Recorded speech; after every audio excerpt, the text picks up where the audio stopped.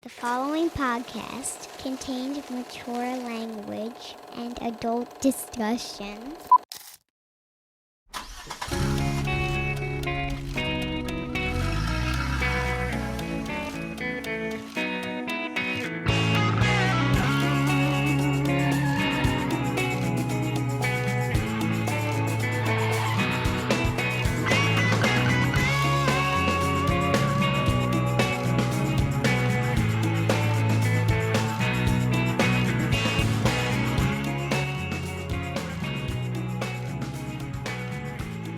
Just reading comments about last week's show. This is Kliq This, the Kevin Nash podcast. Welcome. I'm Sean. He's Kev. And Kev, I was just looking at all the comments, and goddamn, man, Buddy Rich, more cowbell, right? More Buddy Rich. It's unbelievable. Yeah, we may want to just break into, like, randomly, maybe the Buddy Rich bed under the commercials, too.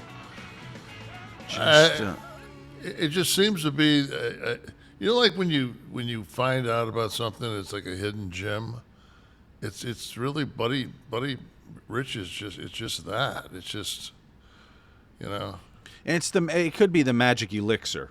With the show. I mean, we'll go from, what do we got, like 144,000 subscribers on YouTube. We probably hit 200 if we did, kind of like he was always on the Tonight Show. I mean, he can always be a part of Kliq This. There's always room for Buddy Rich. And like, the longer the solo, the better, is how I'm feeling about it. Yeah. Myself. Yeah. God, he looks far too healthy in that picture. That's not the one I would have went with. He wasn't fucking when nobody was fucking around with the clams at that one. Yeah. Listen, right before we came on, much better. Right before we came on, I saw that this is it's a bit of a moment for you. Miss Raquel Welch passes at 82. I tasked Steve with finding some of the best photos. I had that. The one all the way on the left was on my door of my bedroom in black and white, 3 foot by 2 foot. What? Now, that film was what? Was it 100 BC or whatever it was? Okay. And one on the right isn't bad either. Incentive for you, those of you listening, to check us out. She almost looks like Tony Montana's sister in Scarface. Oh yes, what's her name? Mary Elizabeth Mastrantonio, right? Gina. It's Marlon Breckenridge, I think, in the middle. Something Breckenridge. She was Bay City Bomber. All good. I saw when I was watching her, they were talking about her today, and she won like a Golden Globe for The Three Musketeers as a comedy.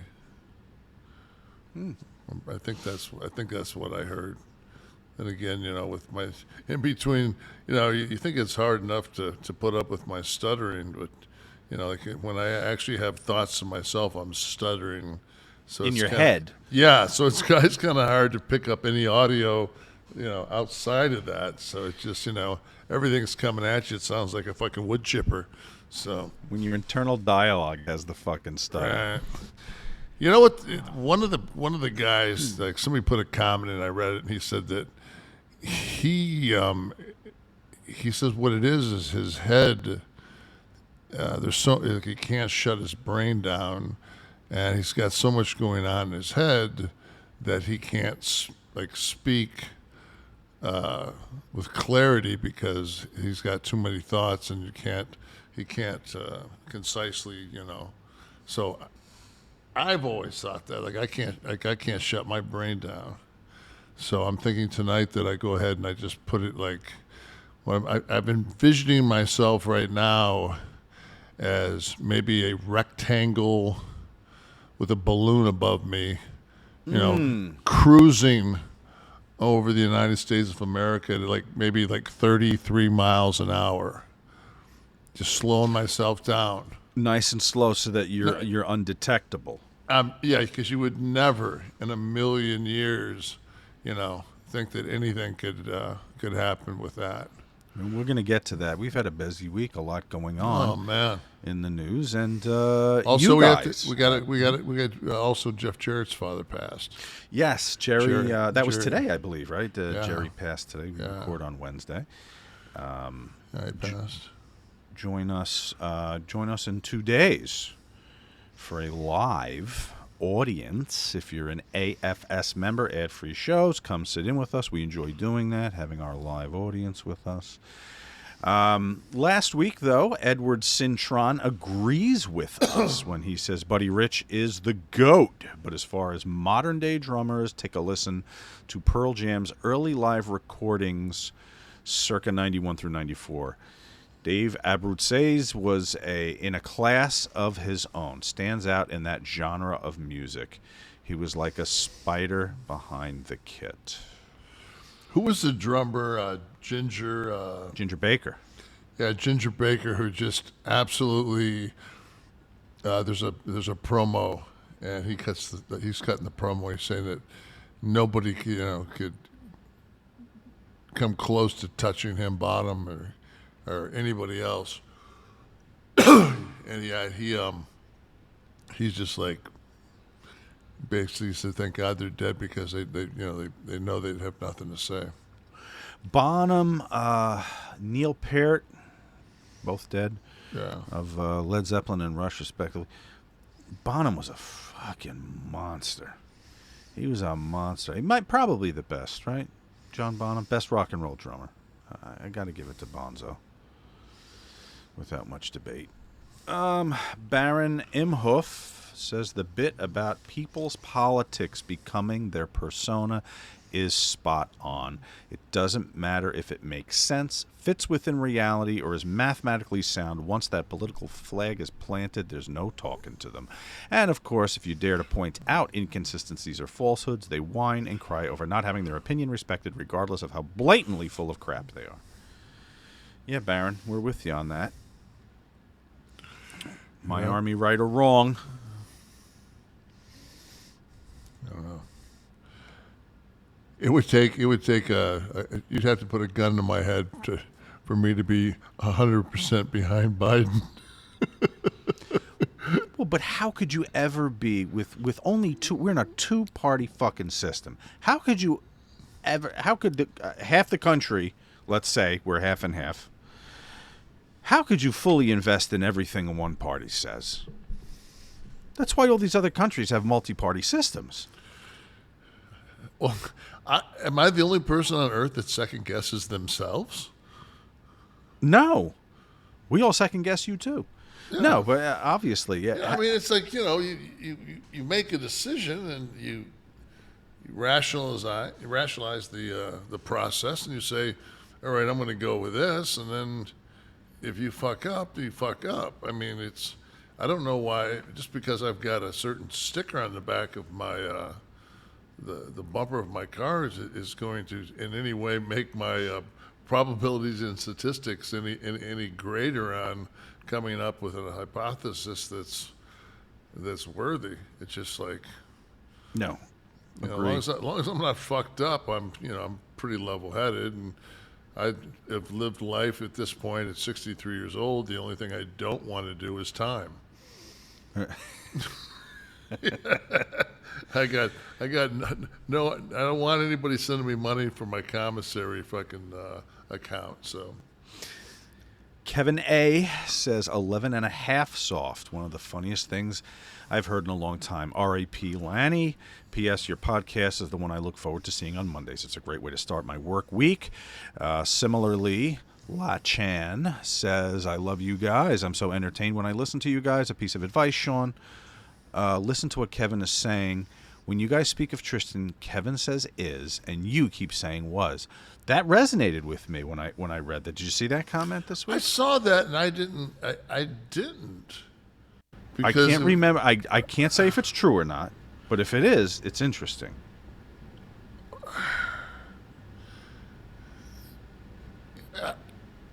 Yeah, but it's a completely different perspective.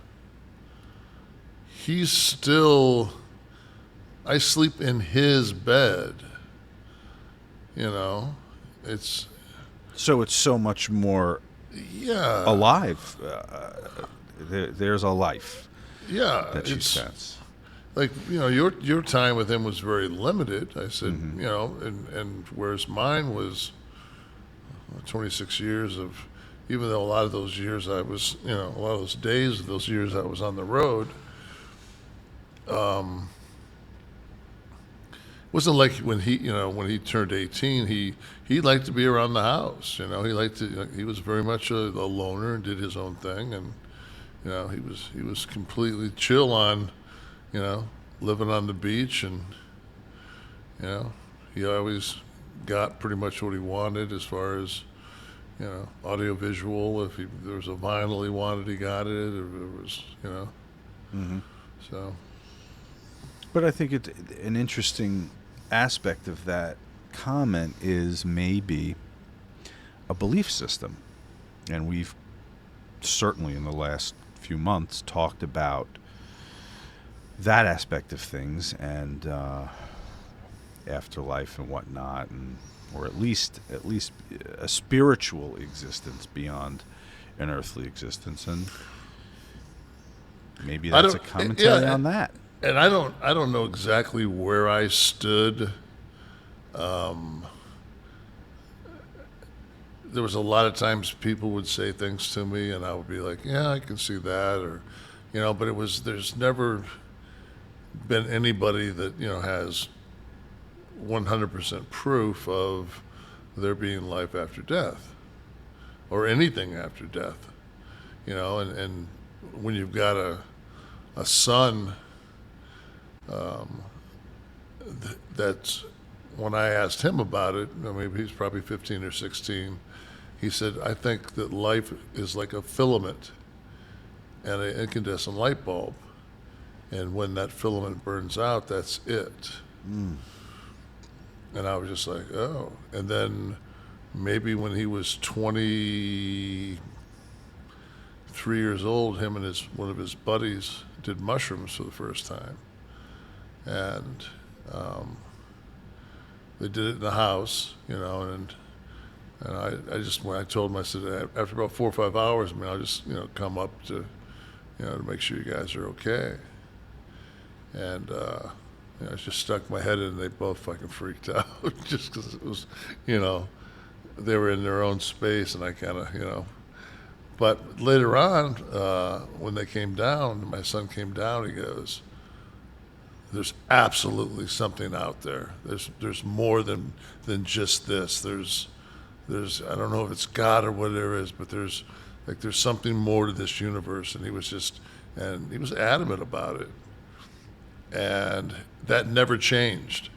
The last when we had Ian, and the storm cleared, and it was, of every hurricane we've ever had, the day after the hurricane, you know, that night.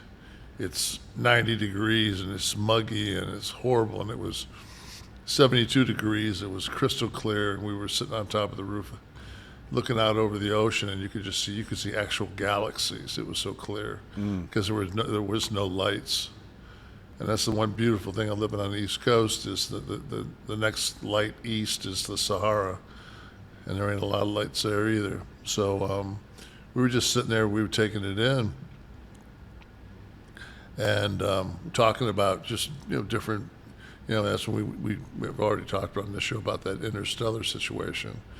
We talked about, you know, there has to be, you know, and then my son passed, and then all of a sudden your philosophy is, please let there be something, you know.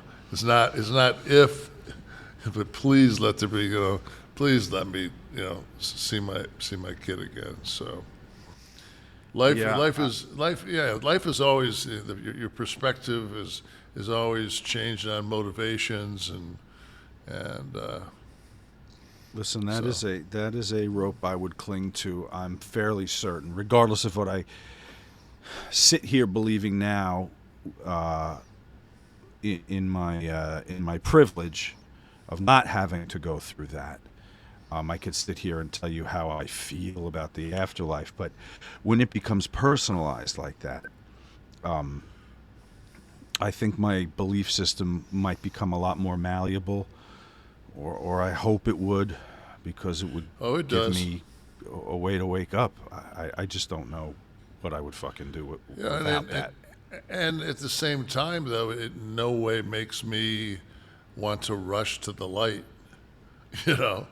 Like I was talking to you earlier today. We were talking to some shit, and I just said, the one thing now that this we're almost 4 months now since he's passed, and I said that I've gotten to a place, and I'm glad we got here, because I did want to cover a couple of things.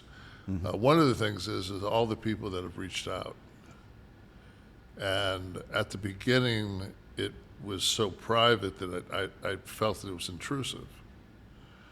And it was my grief and my space, and then you just realize as time goes on that there's a lot of, I'm blessed.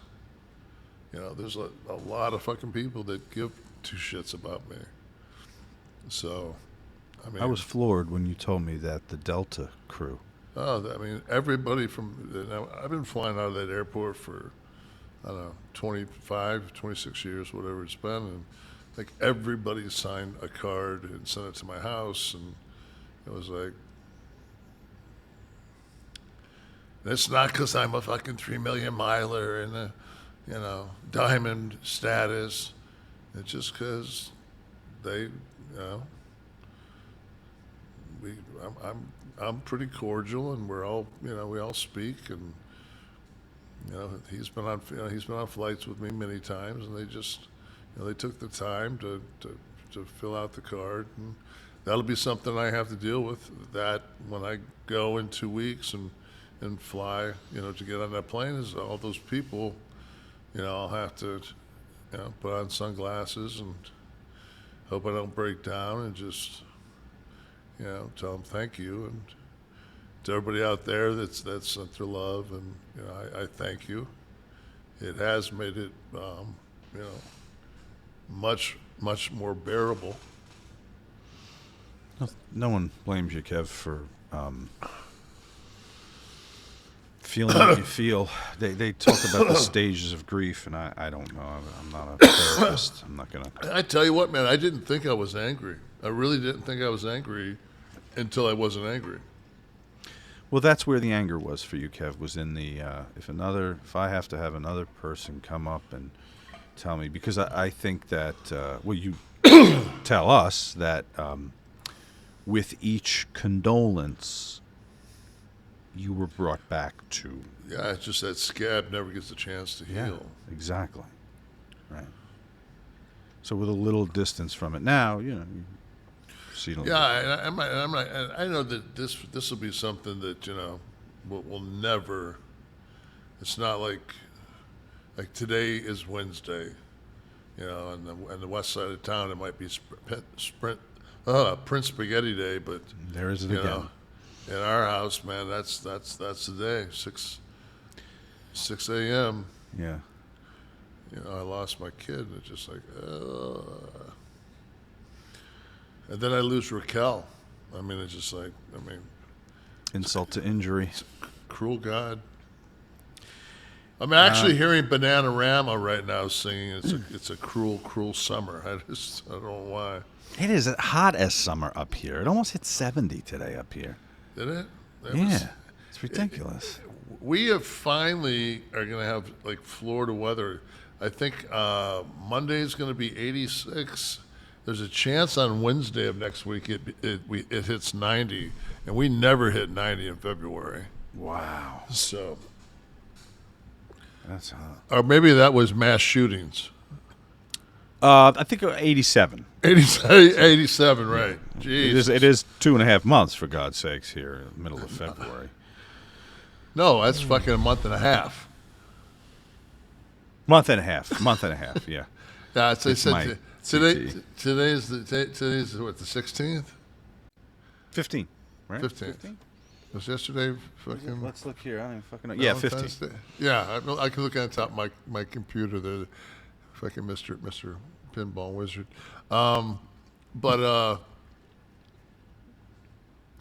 Yeah, like it's... And how many mass shootings are there? It was 73 or 4 like last time I checked. Yeah, let me Anybody got something out there? go here. I can bring this up. The reason this is relevant for anyone listening to old episodes 3 years from now is the Michigan State gunman has 3 killed, right, on the campus. Right. 5 wounded, was it? Okay, so we are up to 39 mass shootings. No, way more than that. It was almost 2 a day. I saw a thing that said it was 70 something. I don't know. Those are police shootings, I think. What? Maybe we're up to 70 on police Yeah, shootings I don't in know. a month and a half. You know, and I sat there because that was like breaking news, and I was flipping channels, and it was like it was going to be on everything, and I have had the privilege to from being from Michigan to walk the campus. Yeah, Dominique is saying there's like over 70, so whatever that last. That must be the NRA's count. 32, but 6 on January 1st, by the way. yeah, way to kick off the new year. But that campus is, I want to think it's 8 or 9 square miles. It's like, how the fuck do you secure? I mean, when they showed like the aerial view of the schematics of the campus, and they showed Bagley Hall where the shooter first came in and first made contact, and then they said, and then he went a block or two, and I'm looking at this map going, that ain't no fucking block in my life. I mean, he's like that student union said, with the intramural and all that is that's a jaunt, and Yeah. by the time he goes through there, number one, I just sat there and I watched it, and in my mind I said to myself, wow, like right now there are at least, because I take those that were also shot, I said, there's probably 15, 16, 17, depending on, remarried or whatever, but there's probably 20 parents that are involved in this in some form or fashion that are wondering, like 3 of the kids are deceased. The other ones are fighting for their lives.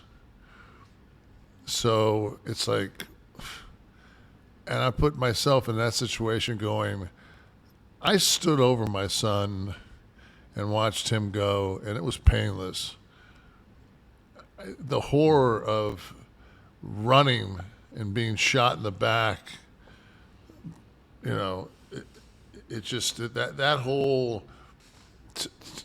the fight or flight of trying to survive a mass shooting, that kind of a death, and you not being there, and I mean that's a completely, there's no peace for those parents.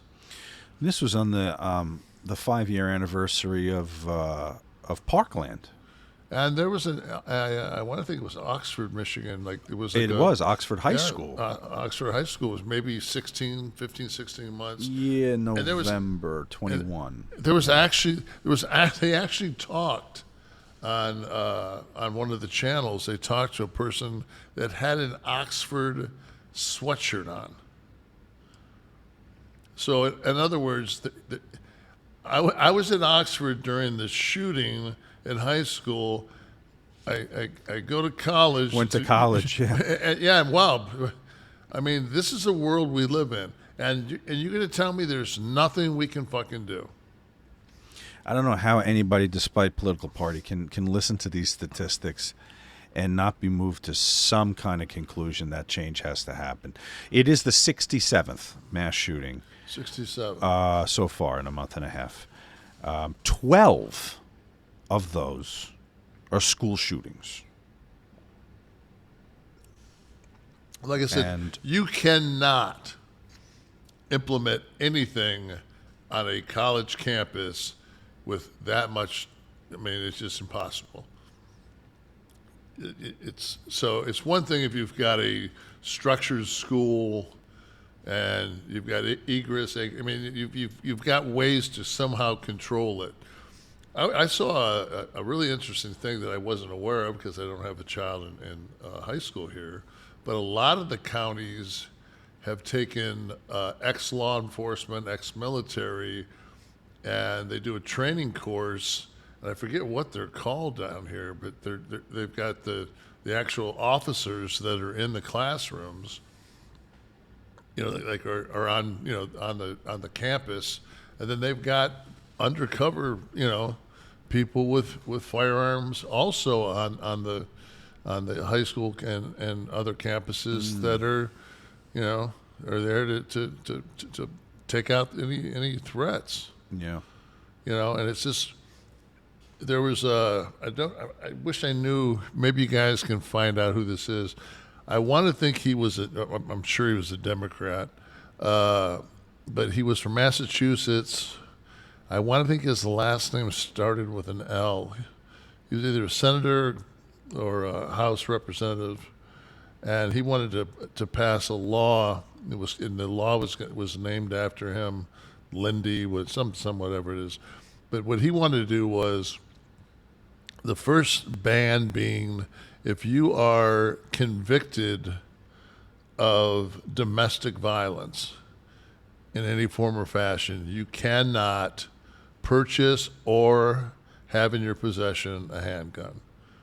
And that's just because if you are so unstable that you're beating people that you love, probably a good choice for you not to have a firearm. And then the second was that they came out and they were talking about, this was during the East Lansing shooting at Michigan State, that if you have ever made a terroristic threat. Well, that's a given, I would think. Well, the kid from Buffalo that they just had, I know. They just had his trial today, and he got whatever he got, 10-year sentences or whatever he got. But I mean, he was a Nazi, but absolutely a Nazi, white supremacist, and he was apprehended and questioned when he first made a year ago the comments, and boom, you've got a hearing today, and he's killed 8 people. Mm-hmm. So, and I is the NRA really is it that much more powerful than us, we the people? Weren't they bankrupt? Didn't they file for bankruptcy protection? I think Chuck Heston wrote him a check and covered it. So apparently a recent Supreme Court-related ruling overturned a gun control measure that barred gun ownership by people subject to domestic violence restraining orders, deeming it unconstitutional. This is where we are. Yeah. Yeah, God forbid, right? Certainly anyone with a restraining order. I think it's unconstitutional to fucking have, be walking someplace and just get shot dead. Right. I think that's not. I don't think that's in the Constitution. And as I raise my hand and become an American citizen, I also take full responsibility for any whack job that decides to walk into a Walgreens and unload an AR-15. Mm.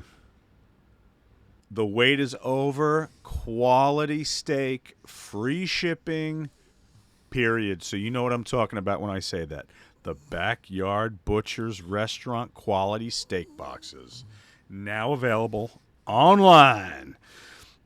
I want you to do what I did and get a package of fillets, bone-in ribeyes, burgers. Had the burgers last week. Get quality, steakhouse quality bulk meat specials responsibly sourced from America's farms delivered right to your door. Backyard Butchers is offering our listeners of Kliq This 15% off, free shipping, and this is unbelievable, 4 free ribeyes for life with every subscription. Imagine opening up a box of high-quality steak, being able to recreate the steakhouse experience right in your own backyard with less than grocery store prices. That's what this is about. I cooked them. I know, Kev, you were excited. You talked to me when they came. You got your box first. You were telling me everything in the box. I couldn't believe it. Mine is destroyed. You tore through that in the first week, I bet. And my wife doesn't eat red meat. Cut out the middleman. Get rid of those grocery store prices and get responsibly sourced 100% American beef, pork, chicken sourced from farms all across the heartland of America. No memberships or subscriptions are necessary, okay? But you do, if you do choose to subscribe, you can cancel at any time. Try them once. You're going to want to subscribe, believe me. And so for the limited time, Backyard Butchers offers our listeners of the podcast a special introductory deal, 15% off, free shipping, 4 free ribeyes for life. Unbelievable with every subscription. That's 4 free premium restaurant quality juicy ribeyes delivered directly to your door in your monthly subscription at significantly less than the inflationary grocery store prices. So why wait? You're going to go to backyardbutchers.com. Use promo code KLIQ, K-L-I-Q. Get your 15% off, free shipping, and 4 free ribeyes for life. Thank you, Backyard Butchers, for everything you do. You know, I hear you. You know, when the Michigan State thing first went down, I frequently do this with Fox News. I don't care what fucking party you're in. Fox News is ridiculous. Whenever something is going down, I always flip over to see the difference in coverage from different news sources. So here are the headlines the day of the Michigan State shooting.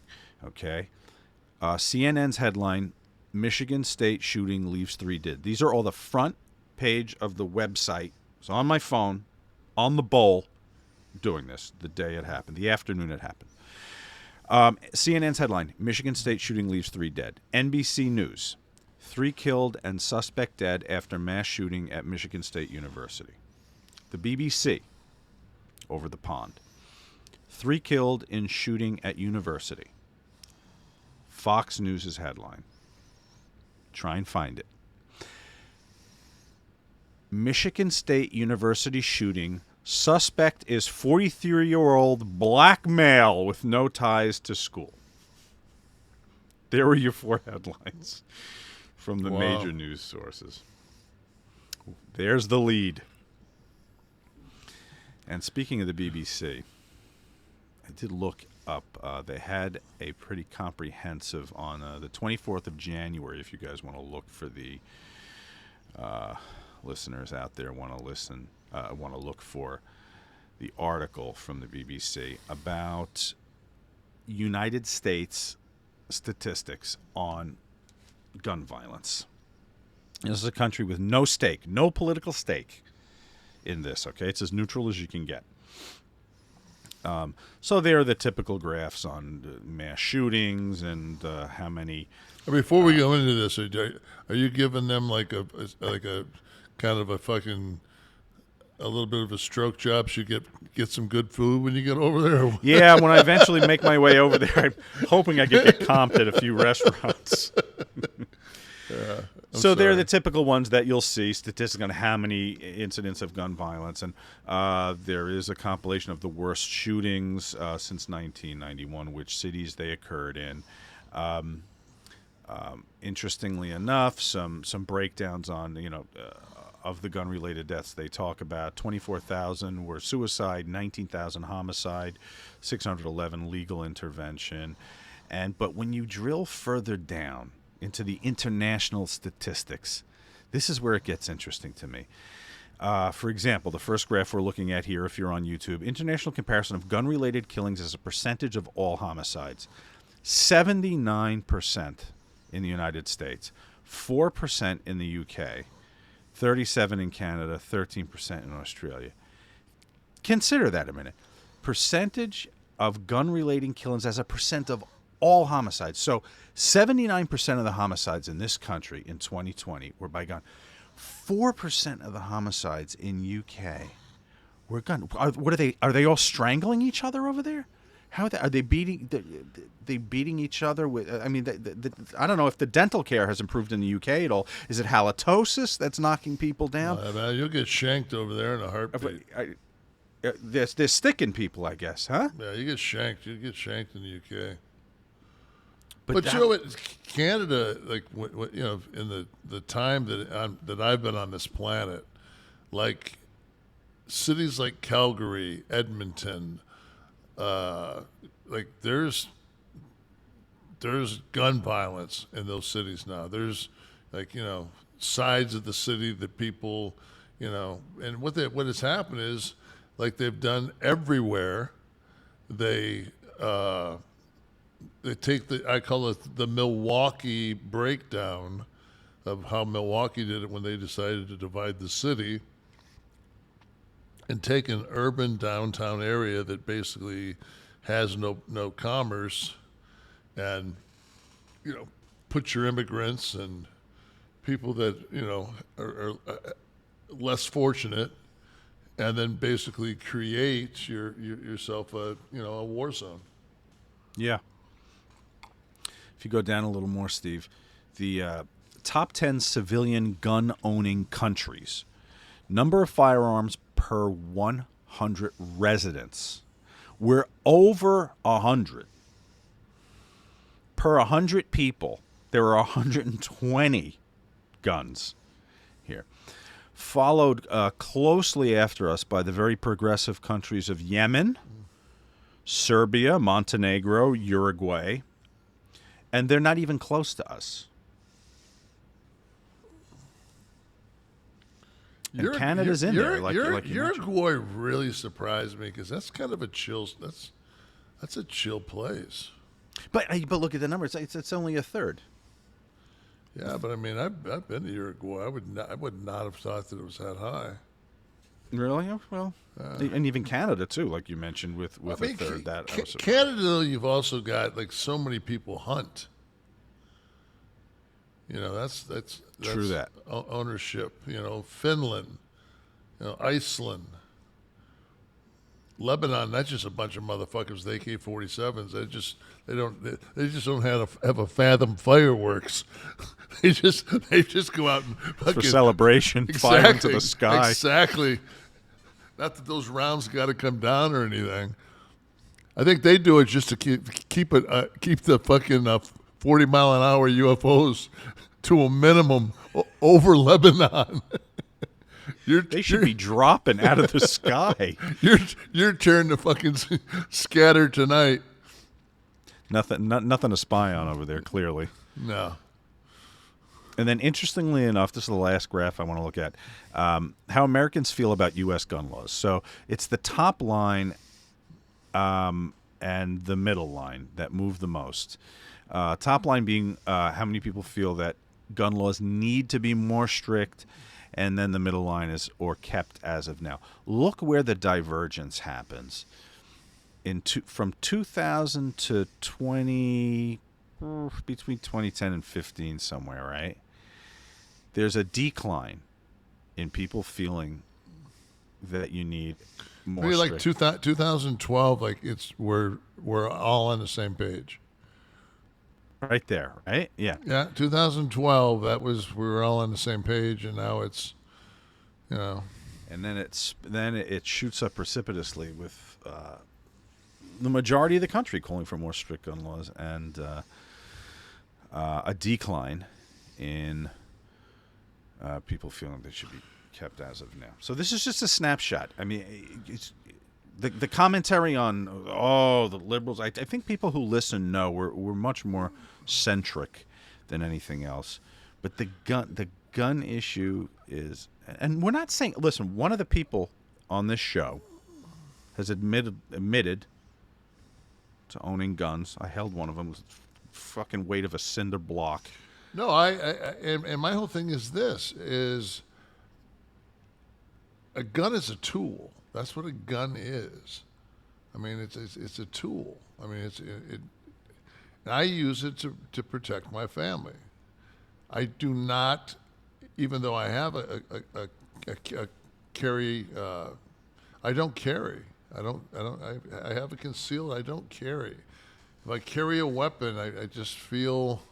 Now I will carry a weapon if I'm going to drive down to Miami. I'll have I'll bring a weapon just in case. I mean, I'm not going to break down in the middle of the night someplace, and But if I'm just going around town here, I'm not out at nighttime. Mm-hmm. So it's just like I'm not going. There's talk in Florida that they want to just, if you want to carry, you can carry. You don't need a concealed permit. You can just carry. And then there was, I think, one of the people that wrote in, I don't know if it was this week or last week on the YouTube, but he lives in West Virginia, and he was saying that West Virginia has that type situation where you can just carry a firearm. And he says, I find myself minding my own business.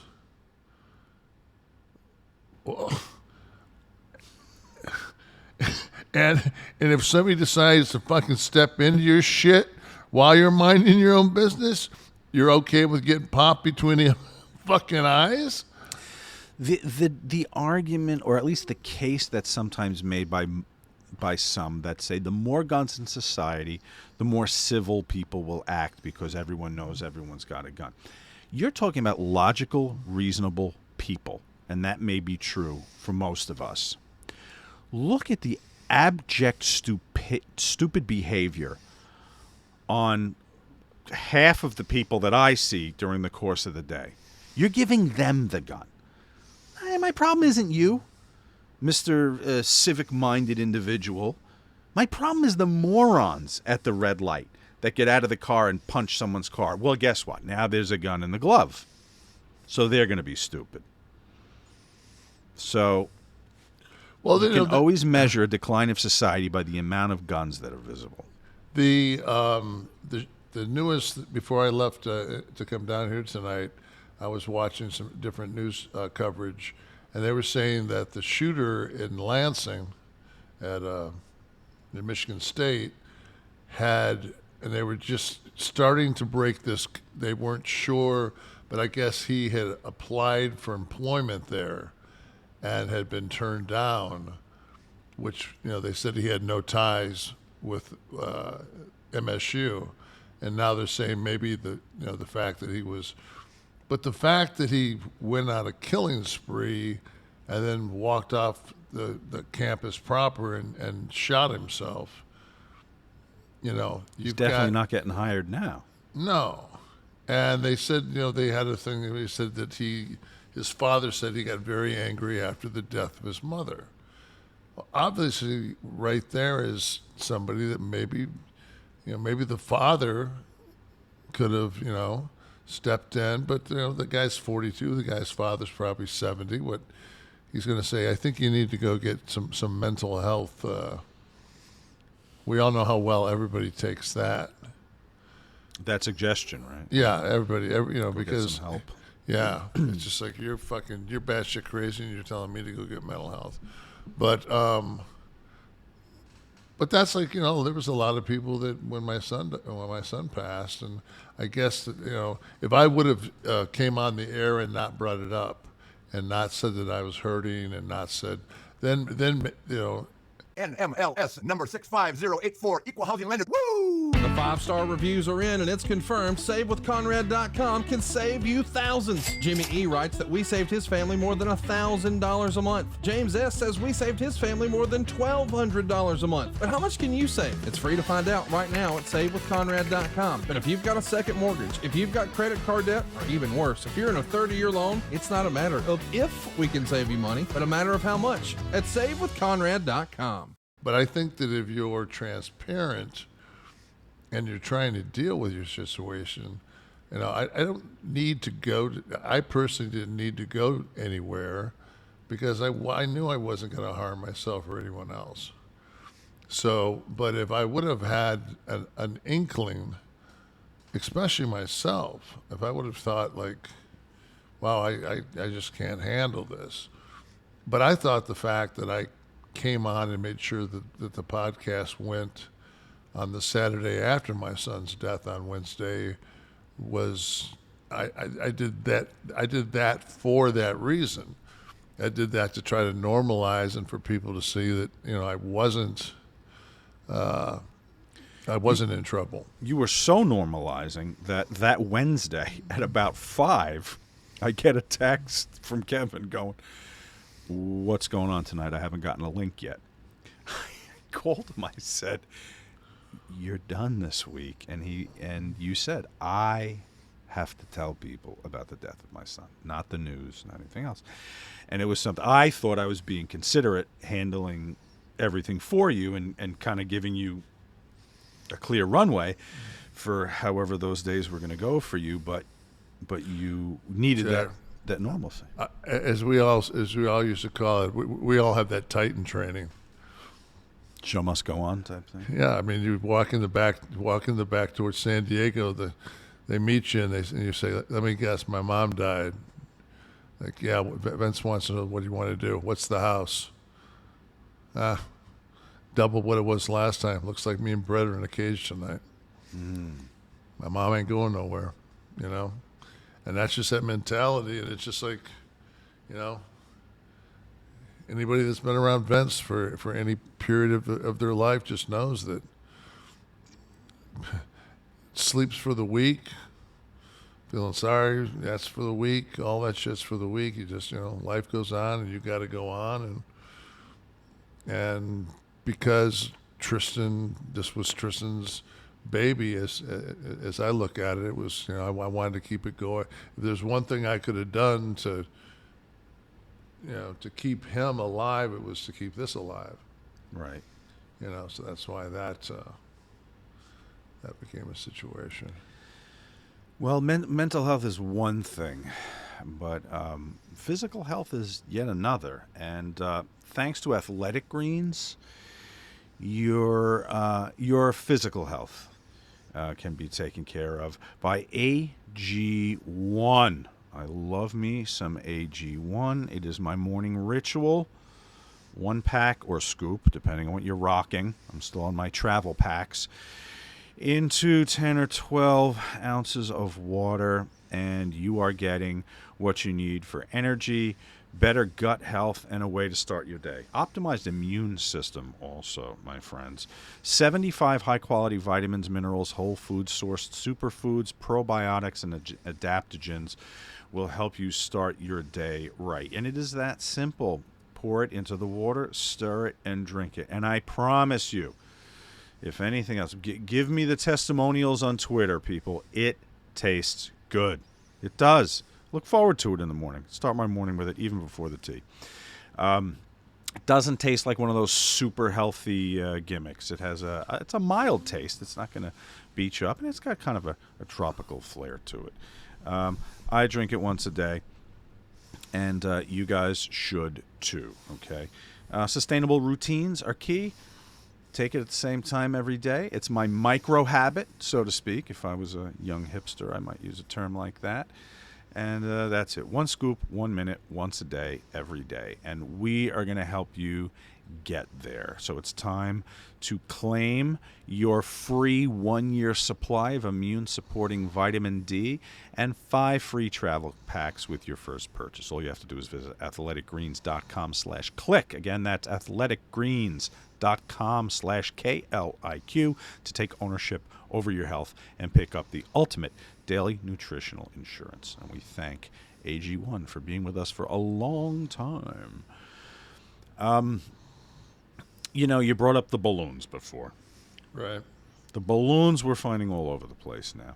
And I happened across, because we were talking when this was first going on, and there were, I think that 3 objects in the sky, they've now also been described as the balloons, were found.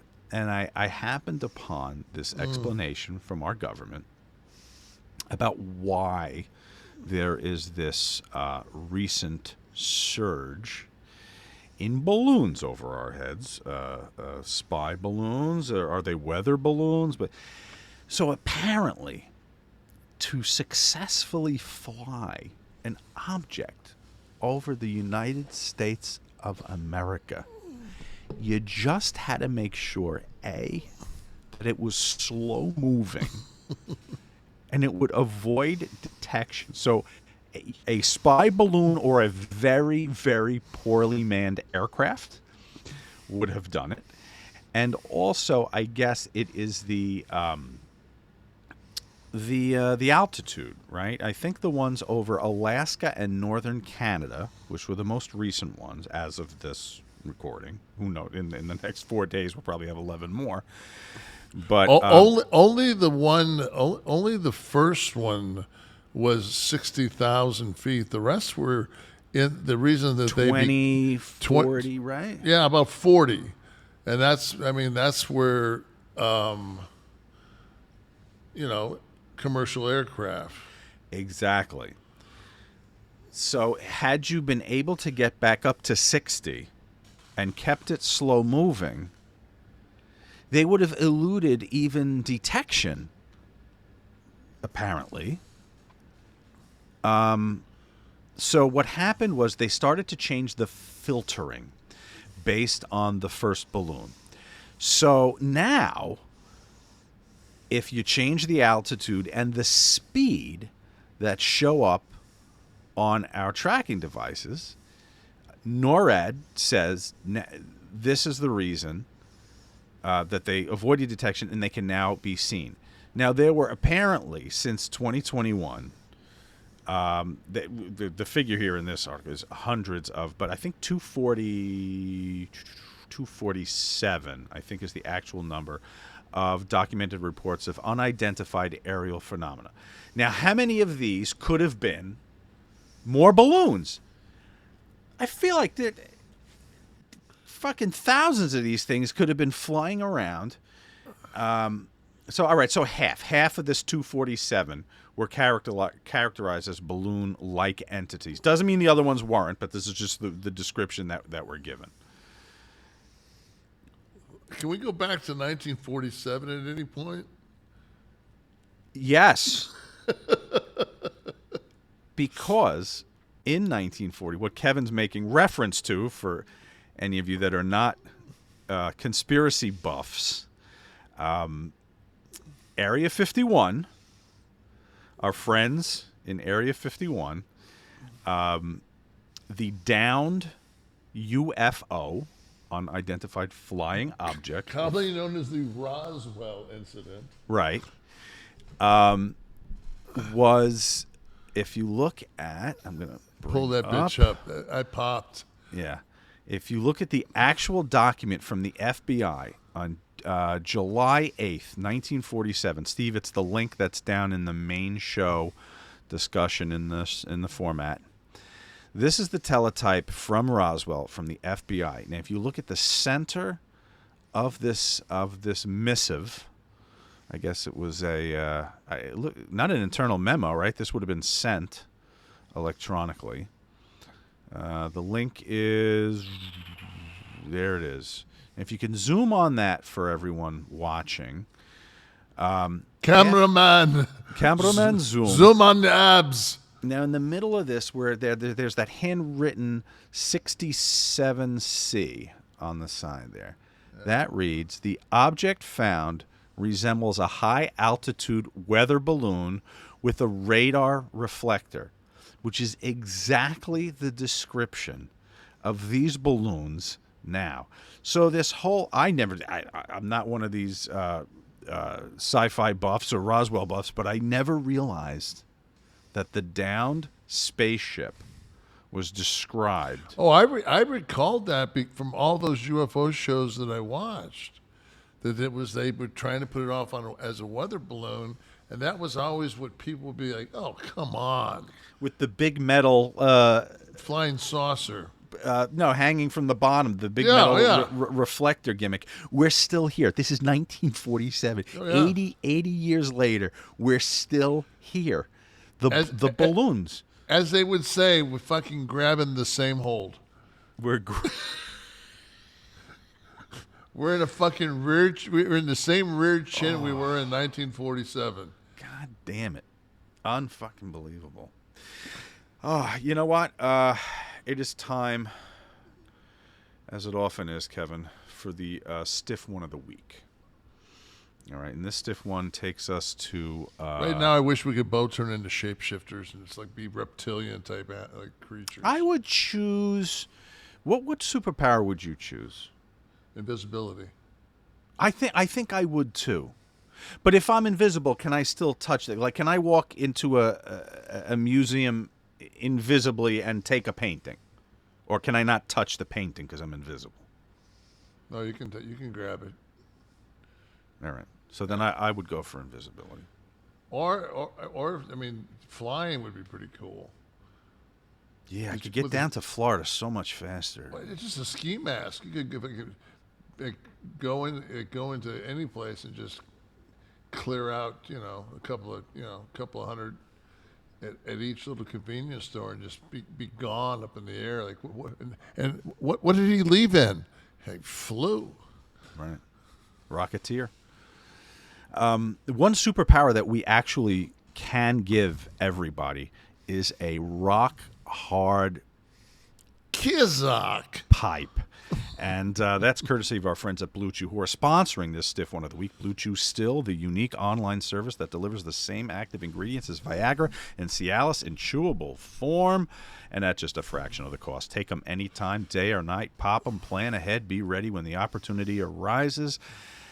We want to hook you up, and the process is simple. You just sign up at Bluechew.com, and you consult with one of their licensed medical providers online, and you're approved online, and you get your prescription within days. It's all online. No visits to the doctor's office, no awkward conversations, no waiting in line at the pharmacy. They come to your door in discreet packaging.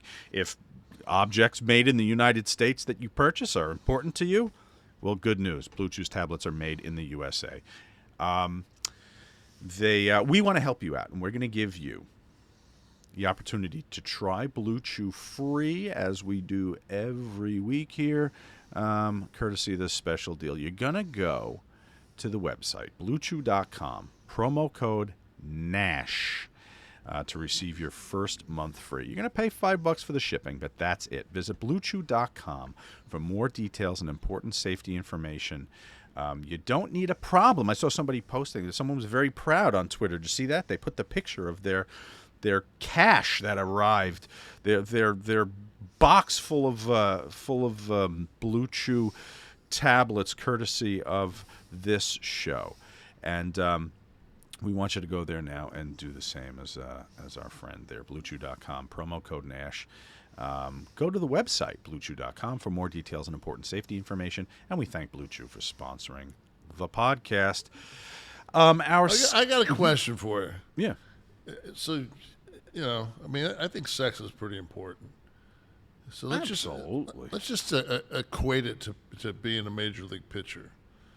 Now, if you had a 60-mile-an-hour fastball and you could take a Bluechew and it'd give you a 104-mile-an-hour fastball, wouldn't you take a Bluechew? Right? Think about that.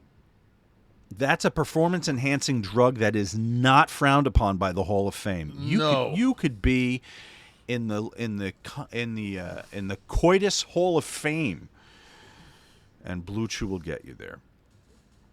Well done, Kevin. Too Cold Scorpio, who has a fucking sewer pipe between his legs, from what I understand. I don't know if he needs the Bluechew or not, but that would probably clear out a room if he did. He is our subject of the Stiff One of the Week here. This is Too Cold on some of the smelliest wrestlers that he had to be in the ring with in his time. Here's Too Cold. Let's see. Some of the worst smelling, great super guys outside of their wrestling gear. But their wrestling gear, ooh-wee, don't know if it was for a rib or what. Harlem Heat. Really? Harlem Heat would not wash their gear, and I don't know if they was doing shit on purpose, doing shit on not, but let me sweat up all in this shit, and I'm just gonna throw it in my bag and leave it in until the next time I go out on the fucking road. I ain't gonna wash this shit for about 2 or 3 weeks.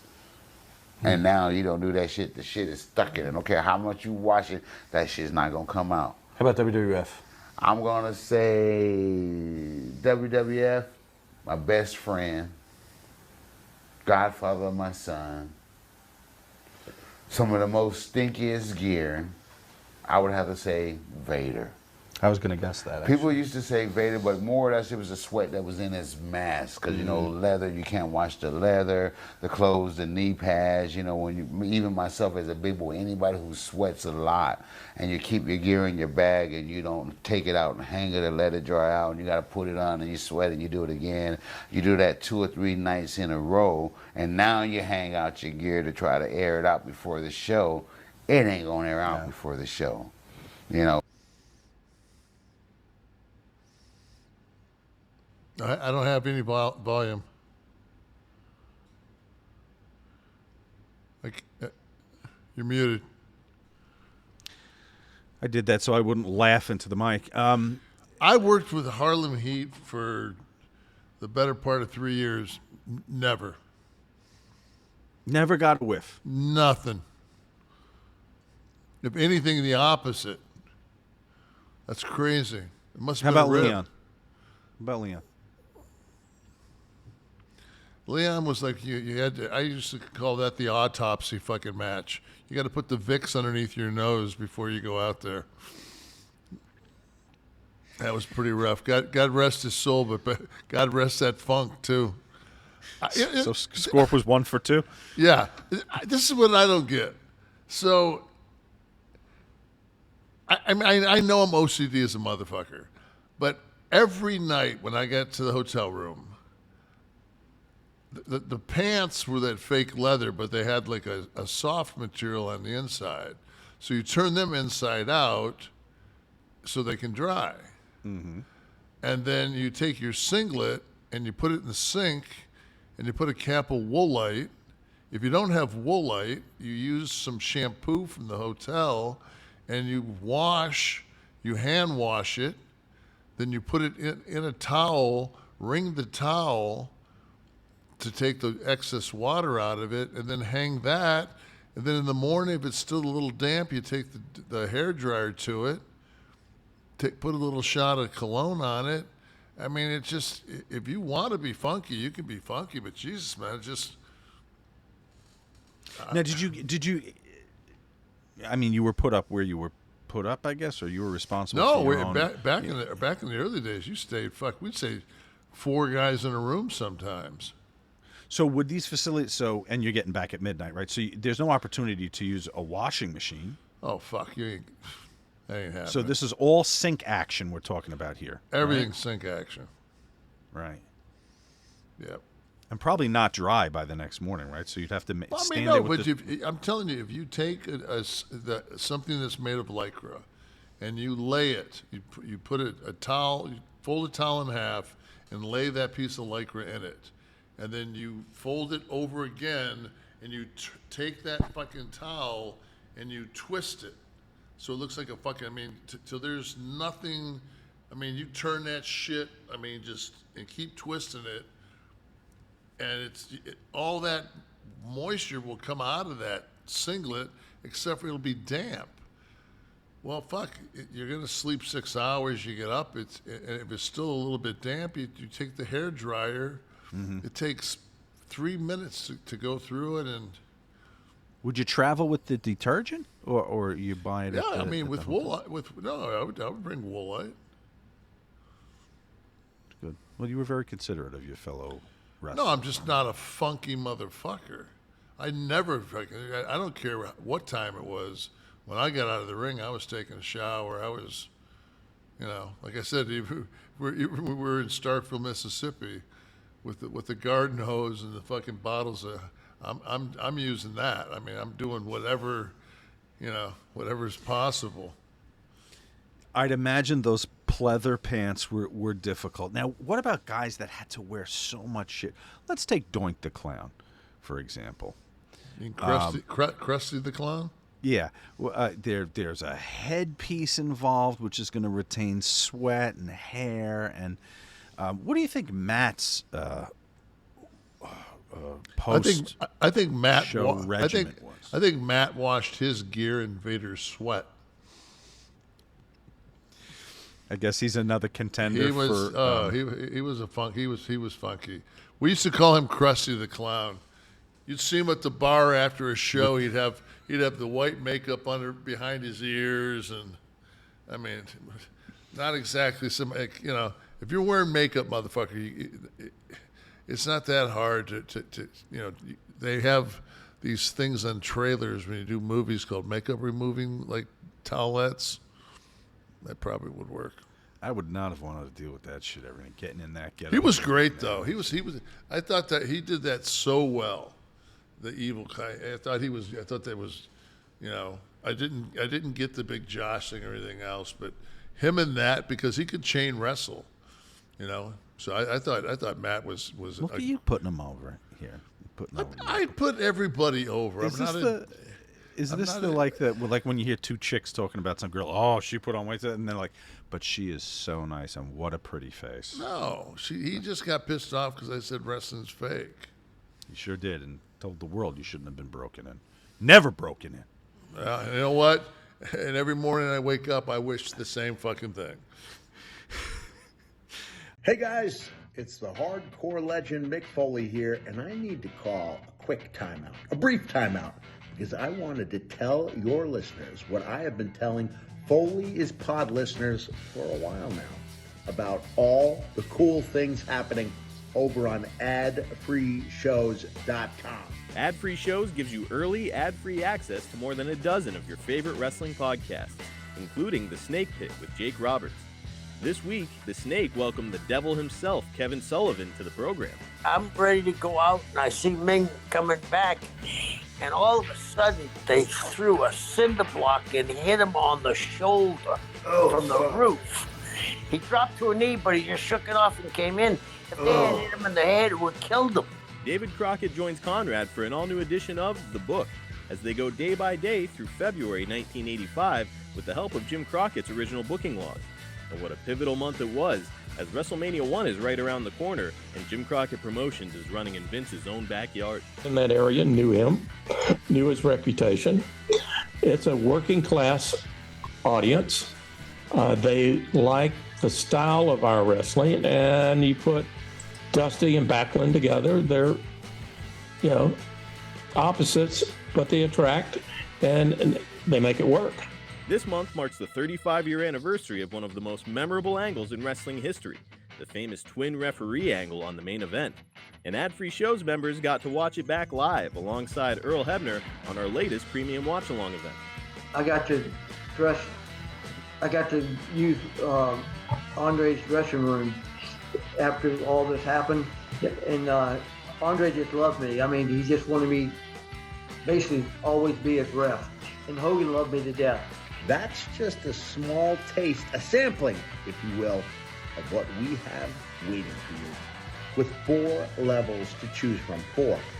See for yourself why Ad-Free Shows is the best value in wrestling today. Sign up now, right now, at adfreeshows.com. Yeah.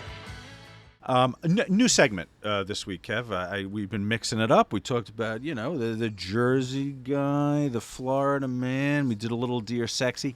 Here's a new game for you, Kev, called... Oh, God. Get ready. This is called What Worker. I'm going to give you some details, and I'm going to see if you can guess who I'm talking about in the professional wrestling game. Okay? So this individual, this is a man. I'll give you that. Now, the rest you're going to have to guess based on these clues. First wrestler to be put in a body bag by The Undertaker. Second clue, held the World Class Championship Wrestling American Tag Titles twice. He was trained by Vern Gagne. He won his second AWA World Light Heavyweight Championship, there's another clue, by defeating Steve Regal.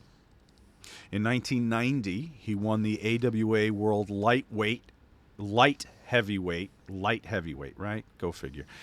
Title for the third time. He was jailed in July of 1986 when he was found guilty of sexual misconduct involving a minor. He was convicted of fourth-degree sexual conduct with a minor on January 23rd, 1989, if that first sentence wasn't enough. By the way, 2 of his title runs were after these 2 convictions. Way to go, Vern. And arrested finally on May 27th, 2013, and charged with 12 felony counts of criminal sexual conduct for sexually abusing his daughter between June 1999 and June 2011, starting when she was 15 years old. Who is this stellar worker? Jesus Christ. You're talking about a fucked up... Number one, so we know going forward on these fucking games, I'm not that guy that wanted to be a wrestler. I wanted to be a basketball player. I never watched an AWA fucking match in my life. So that's number one. Number two, I'm gonna say it's Nails. No, this was Buck Rock and Roll Zumhoff. I don't even know who the fuck that guy is. Get the fuck out. Yeah, looks like Rip Rogers. I don't know who the fuck that is. Do you really don't? Okay. I don't know who the fuck that is. I'm trying to think of what fucking pedophile do I fucking know?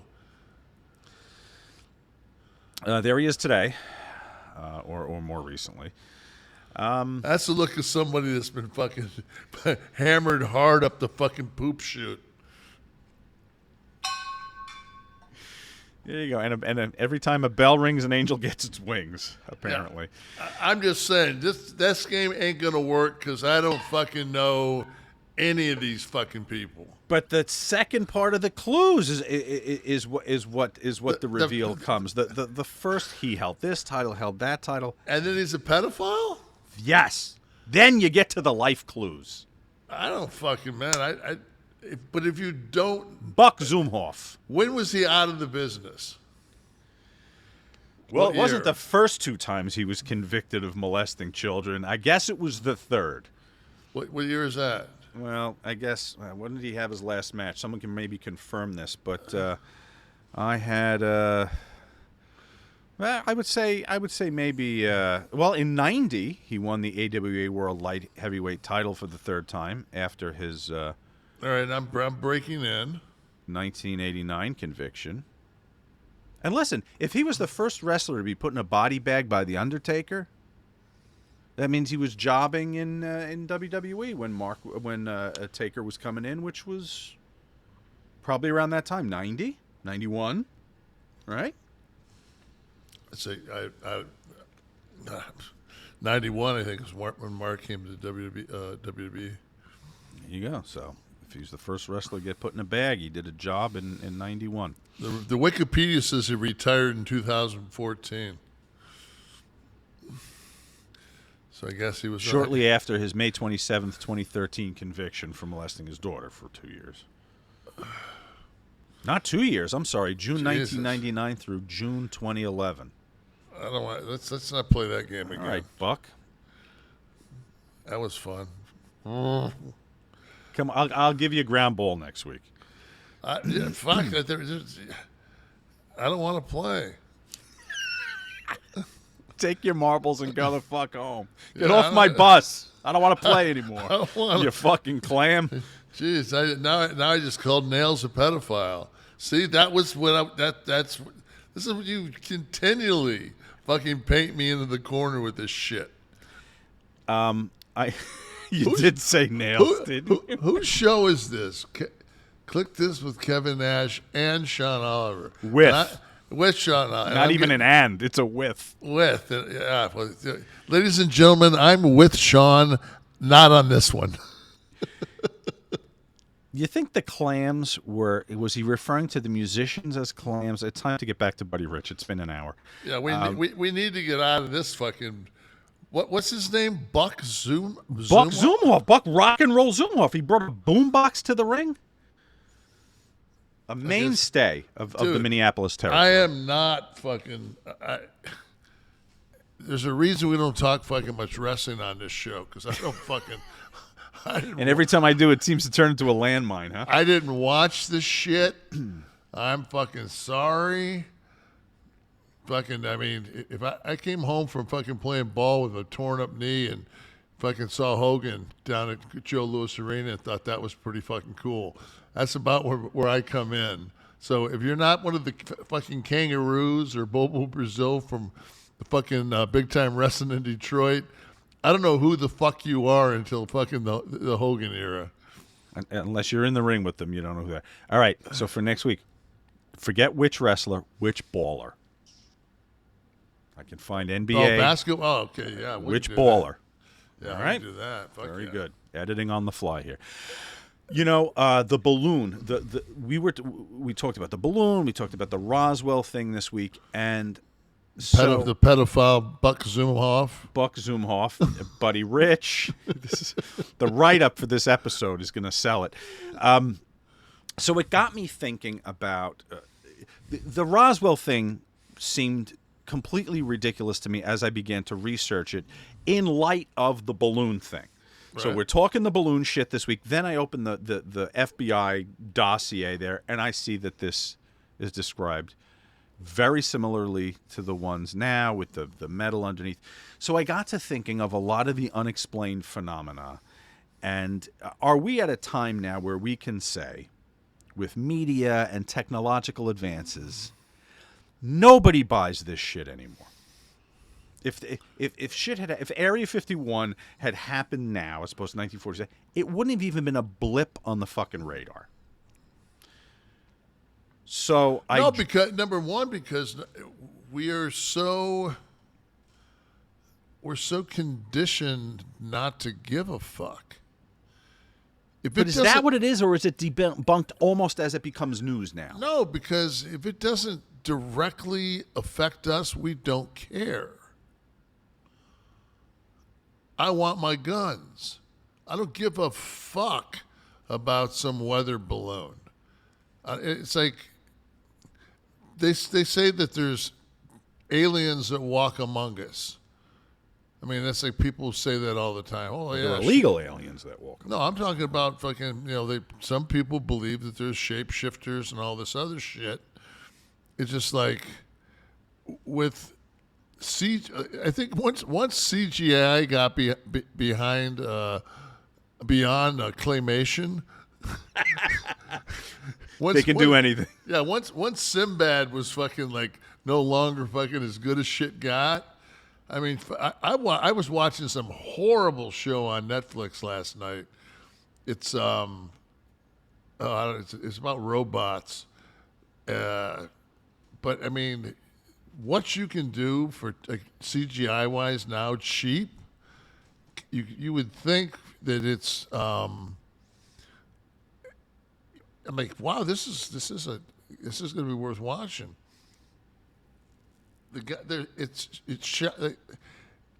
They take the show and they dub it, and the guy's alarm goes off. Okay, this show is for English, and the robot says it's 1,300 hours. He goes, what time zone? The robot goes, Moscow. Well, motherfucker, he goes out and gets into a fucking, like an 85 Buick LeSabre. Like, why would you say Moscow? Why wouldn't you say New York? Or, like, if we're trying to put this off like it's being shot here, you're speaking English, and then all of a sudden we're in Moscow, and you're driving a Buick? I was like, I'm gone. What was this called? Buck Zumhoff. The life of Buck Zumhoff. Buck Zumhoff, fucking the world's greatest pedophile, unknown. So Area 51. So I found this Popular Mechanics article that kind of goes into how Area 51 really works. So the Area 51, for anyone who doesn't know what we're talking about, that is a real thing. Okay, and it's a military installation in Nevada, and because Roswell was nearby, the theories began to circulate that this military base was harboring the secrets of alien life forms and their vehicles and whatnot. So this is following the 1947 crash. Rumors of course, aliens, and then Soviet aircraft. They were saying that it was, and even that the U.S. government had filmed the 1969 moon landing at this location. So for all that shit, what Area 51 really is, it is a government installation. It is top secret stuff, and you might have seen, or one might have seen, flying objects there because. The beginning of Area 51 was directly related to the development of the U-2 reconnaissance aircraft, which was shortly after World War II. Okay, the Soviet Union lowered the Iron Curtain, I guess, and the rest of the Eastern Bloc, creating an intelligence blackout, couldn't get information. So what happened? So we begin testing aircraft at this location. So I guess it would be the Navy and the Air Force begin to send low-flying aircraft, right, over Russia, and with constant risk of being shot down. So Area 51, because I guess its map designation gives it the name, this middle-of-nowhere site, they begin trying to engineer this reconnaissance plane, a U-2. I'm not a military guy. I don't know what the fuck a U-2 is. But Achtung Baby. But it's a good band, and so this testing begins, and so again, the parallels continue. Altitude becomes an issue now, because today's airliners can like 45,000, 50,000 feet in the air, right? So, but in the mid 50s, airlines flew at altitudes between 10,000 and 20,000. I didn't know this before I read this, so. If military aircraft could get above like that to like 40,000 feet where our aircrafts are today, they wouldn't be detected. So it's just the bar just got raised. So now we fly our balloons above where the planes are to avoid detection. So Area 51 was a top secret Air Force installation that was testing all this stuff. So there are people still today. Wasn't there an anniversary a few years ago where people went there and they were like camped out and trying to get in? And it became a whole thing. Like out in Roswell, they sell. Yeah, but I mean, I mean, Bob Lazar, that whole Bob Lazar shit, you know? What is that? Who worked there? Who right? I guess that's been confirmed that much. Yeah. He said that he's seen was not only did he say he worked there, he worked on reverse engineering the downed UFOs that were the actual situation causers. Put it this way, how the fuck do we have those stealth bombers and all this other shit that are the size of a 747, but on a radar they're a sparrow. How do we have those and nobody else does? Don't you think there'd be more than one dude who would confirm what was going on there other than Bob Lazar? I think Jesse Ventura was too. That's Mexico. with his Dalmatians or whatever the hell. 1,000 dogs. So, in Area 51, I really see nothing. That's kind of debunked itself. I mean, the military it admits to they're running their tests of aircraft, and maybe some bizarre shit did fall down. Yeah, but maybe they're shooting it out of the sky to test its durability. Now they do. Now it's like, oh no, we've always been testing aircraft. It's just that the last from 80 to 2000 was shit that we re-engineered off a fucking alien aircraft. Where do you stand on it? I put it this way: you go to the Mayan, the Incas, and the Egyptians, and which were the three most advanced civilizations. On every one of those pyramids is some motherfucker on a rocket that didn't exist. That's all I gotta say. Okay. I'm one of those. What was it? Chariots of the Gods or whatever it was. Wasn't that the book, the movie, which one? Steve, what was that called? Chariots of Fire? No, it was the one that was where the running movie. They talked about. They talked about the aliens, and how all the whatever the fuck. Bigfoot. Where do you stand on Bigfoot? They're there now. Other than we had a lot of stupid stills of Chariots of the Gods. Chariots of the Gods. You were right. 1970 West German documentary film.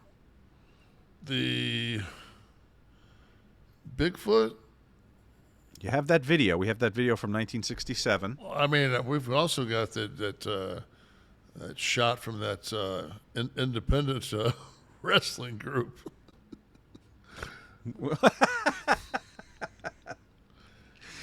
You pull that up from 2 weeks ago. Yeah, who knows?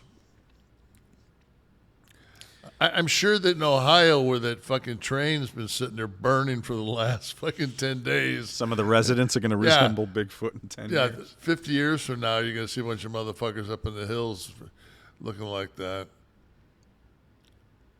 I don't. This one is certainly more plausible because you could have some kind of animal form, some mutated gorilla that was bouncing around out there. Certainly more plausible than people flying around from Mars that are never really seen. I don't know, man. I was out there in Phoenix when those fucking Seven Lights did the dance and all that shit. And I mean, I've some of those spacecraft. You see spacecraft go, Mach 2 into a fucking lake and come out, at the other end of the lake. I mean, there's just shit that. This is stuff you've seen? Yeah, on fucking videos. Oh, okay. No, not in person.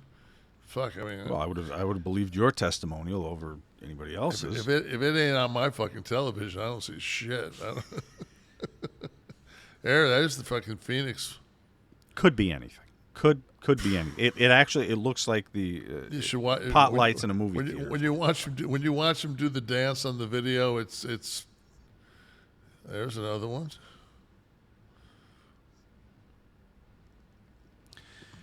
That looks like it was tied to a fucking balloon, though, that last one. Absolutely. But it was slow moving, so. Yeah. So Bigfoot, we have the video. We have the 1967 Roger Patterson and Bob Gimlin video from Northern California. The Bigfoot walk, the swaying arms, the turn, the look at the camera, and it continues to go. I believe that about as much as I do the Blair Witch. So you don't buy the Bigfoot, that it could be that there couldn't have been some mutated ape? Sooner or later, that motherfucker would die, and somebody would find the carcass. They'd find the bone structure. Could still be out there, deep in the woods. Could have procreated. Yeah, but Giant Gonzalez dead. Maybe in that costume from WrestleMania 9. Now, in Johnstown, Pennsylvania, there was a footprint discovered in 1980 near a residential home that measured 17.75 inches.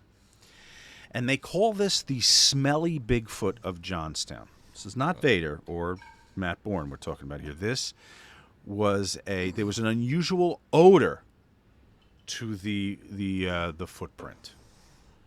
It's fucking probably Bob Lanier was in town fucking somebody's wife, and yeah, that's just Bob Lanier's foot.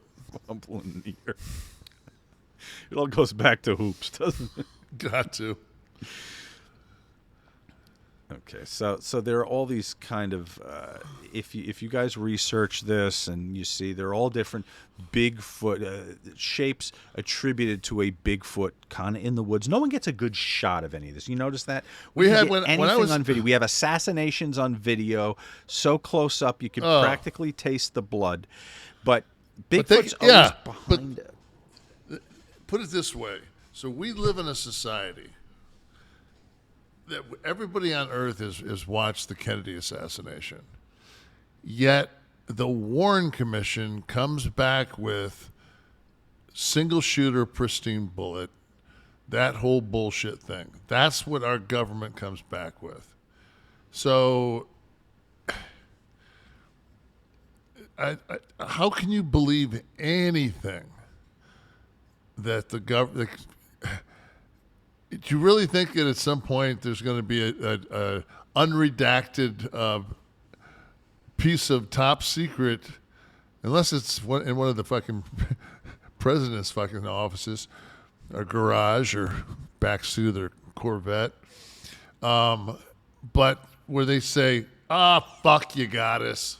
No, and that's I guess that's why there's so many pages of the JFK papers that have still not been. And what they did put out was so redacted, it doesn't... I didn't even know what redacted was until maybe 10 years ago. You know, I mean... Poignant to bring up the JFK. I'm wearing my Monkey Morales shirt here. You can, nice. Those of you out there can Google that and find the connection. All right, the Loch Ness Monster, for Christ's sake. You been to Scotland? Did you work Scotland? Yep. How's the food in Scotland? I'd imagine just like it is in England. I've been. Glasgow's a very cosmopolitan city. Edinburgh's nice. Yes. Aberdeen up by the North Sea. Big theater festival in Edinburgh. Obviously why you were out there. My wife performed there in that. Now, the Loch Ness Monster, there is also the famous photo of this, right? The 67 video for Bigfoot. Now, there's this thing which it starts to look like a dinosaur sticking out of the water, right? It looks a lot to me like Mark Spitz getting a lap. A little Bluechew? Doing the breaststroke, doing the backstroke? Yeah, just some kind of fight. It looks like somebody's swimming. I don't know. But there's... Unlike Bigfoot, the government over there did a lot of experimentation. Like they tested water to see if they could find the DNA of any unusual organisms that might have lived in the water there. And they found the Sinclair gasoline dinosaur back when we were kids. Or the Exxon Valdez floated. Do you over remember? there. Do you remember Sinclair Gas? No, was that a spill? No, it was a brand of gas, but their the sign was a the dinosaur logo. A brontosaurus. Yes. Yeah, I do. Well, this dinosaur, Kevin, you should know, is called the plesiosaur. For God's sakes, and you'll be happy to know there was no DNA of a plesiosaur or any such large animal found in Loch Ness. So I guess that's been as close to debunked as it can. Why do we feel that this thing would still be alive anyway? You pointed that out with Bigfoot before. That photo, that famous photo, of that grainy photo of it sticking out of the water, was from like 1933 or some shit like that. Have you ever been to Loch Ness? No. Yeah, well, 34. If it's debunked and they're not selling that fucking T-shirts and nobody's going there, so there's still an industry, right, for the Loch Ness. It's still Nessie. People want to buy a little stuffed Nessie for their kid, and exactly. Yeah, why do fucking people let their kids sit in Santa's lap, especially knowing that Buck Zumhoff might be fucking in the Santa garb with fucking with a Bluechew in his gut. Now the Yeti. Now I'm of course referring to the WCW Yeti, Ron Reese. That shit was real. That's real fucking. I'm going to debunk this right now and say this was a wrestler named Ron Reese, trained by Big John Studd, making his World Championship Wrestling appearance as the Yeti, his debut. He almost looks man-like with that fucking armpit hanging there. Yeah, if you look closely, it almost resembles skin. Yeah. Through the mummy tape. Nuts. Now is he a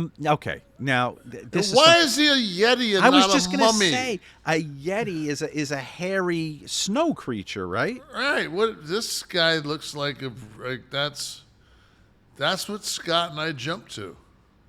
He was chipped out of the block of ice.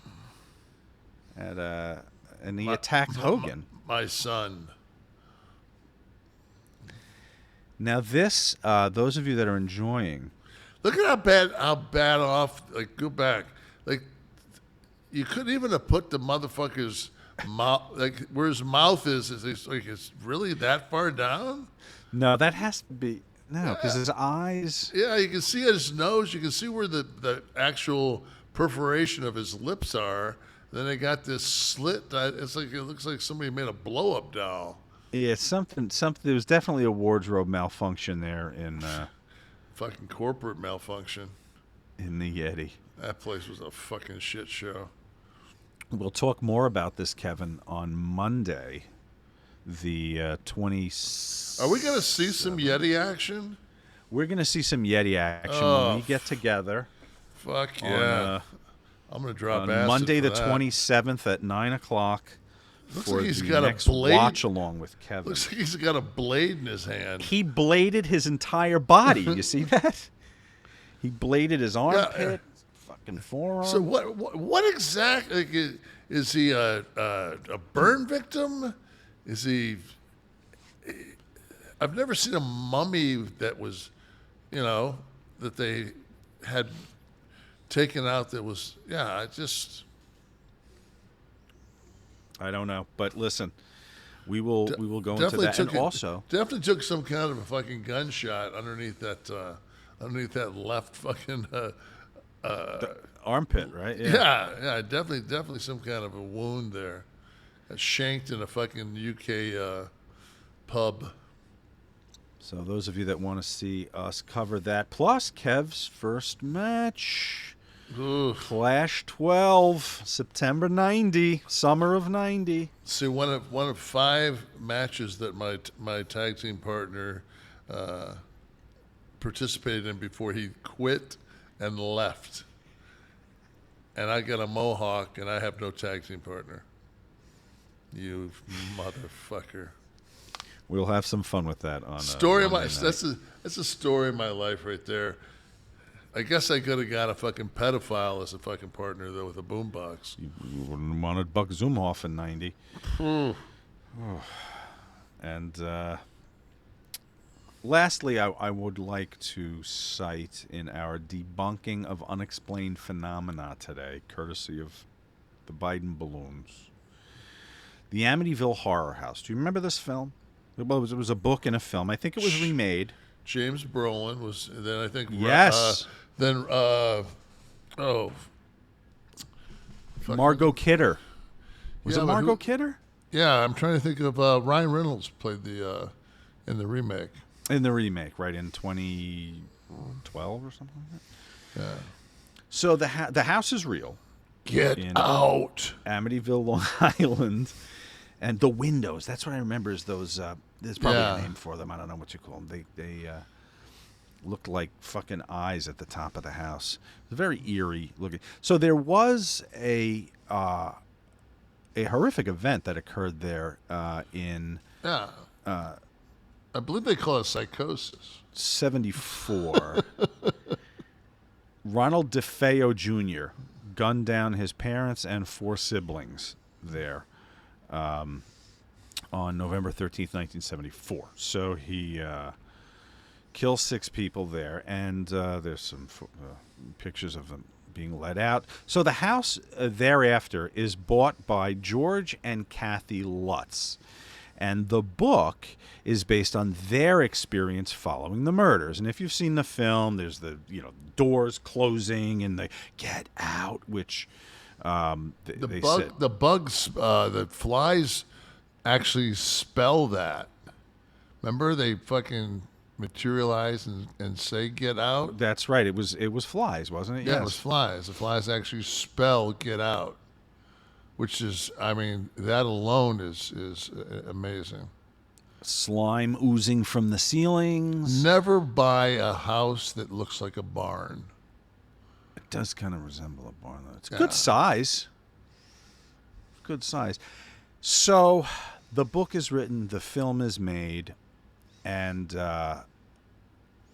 years later, they confess that they sat down over, quote, a few bottles of wine with the person who penned the book and came up with all of this stuff. So the entire Amityville Horror, other than the original horror, which was the murder of 6 people at the hands of the son, for Christ's sake, now appears everything thereafter was a... carefully contrived. Is there anything that's left to believe in? No, Kevin, and that's the point of all this. That everything's a fucking work. I say it all the time, and it's true. I'd love a little outre out there in the world to make me question my belief system, to make me think that there are things otherworldly or things I cannot touch. See, in a world of 60 IQ people, you have to dumb down everything. So that's what happened. Used to be people would like sit around and, drop mescaline and try to figure out the wonders of the world. And now it's just like they hand out a couple of fucking coloring books and a fucking pack of those 8 crayons and. Well, not only that, we're too cynical a society, I think. I think that's the largest part of it. We all think everything's a work. And right before I left the house, this was exciting news, is they're going to subpoena Pence. For which he'll take the 5th on everything. No, I just... I mean, you might as well just go ahead and push that to the Supreme Court because it falls under, because he's working as head of the Senate. It falls under that, so he's covered. Who the fuck? Do we really give a fuck about this guy? That guy couldn't win the presidency if he was the only motherfucker running. If anybody could have shown a little bit of balls and turned around after, you had people on January 6th that were going for him. too. It wasn't just fucking Pelosi and everybody else there. Oh, He followed the rule of law and said, I can't overturn a fucking count, moron. And I also can't have dinner on the road with anybody but Mama. That motherfucker, man. That's who you have to speak in his cadence. Oh, jeez. Who was it on? Who does a good? Saturday Night Live does a good. I do when I'm asleep. Fuck. I do when I'm asleep. Yeah, that motherfucker, man. Jeez. Talking about fucking paint drying. Yeah, but that's who Trump needed. When that has to be the counterpoint to you can't have anyone try to steal the spotlight. Good so luck. You needed a wooden individual back there. He was the perfect foil. The perfect foil for. Do you remember when they sent him to a couple of football games during the Kaepernick thing, and he left before halftime because of the whole, Kaepernick taking a knee. Mm-hmm. He was it's just I can't take this. Yeah. He was off to very, very important official business, probably. Have you ever seen anybody with a mob chasing them move slower down the fucking stairs of a building than that stupid motherfucker? I don't know. Except maybe Romney running the wrong way. Or Hawley skipping down the hallway. He was moving. There was the news for Hawley's a good shit stir. Kevin, I'm very excited today because we welcome Harry's Razors to Kliq This. I have used Harry's Razors. I was happy to tell those in charge. Listen, I just want to say for a moment that the racket that the goddamn men's razor business, and I guess the women's razor business too, it's the same model as the printer, right? You buy the printer for your computer for almost nothing, and they just hammer you on toner. Well, that was exactly what was frustrating the hell out of me with my preferred razor at the time, and one of those other companies might have started with a G.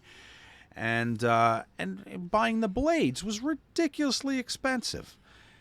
So I settled on Harry's after hearing about it, seeing I also liked, I had the one with the orange handle, which I enjoyed very much.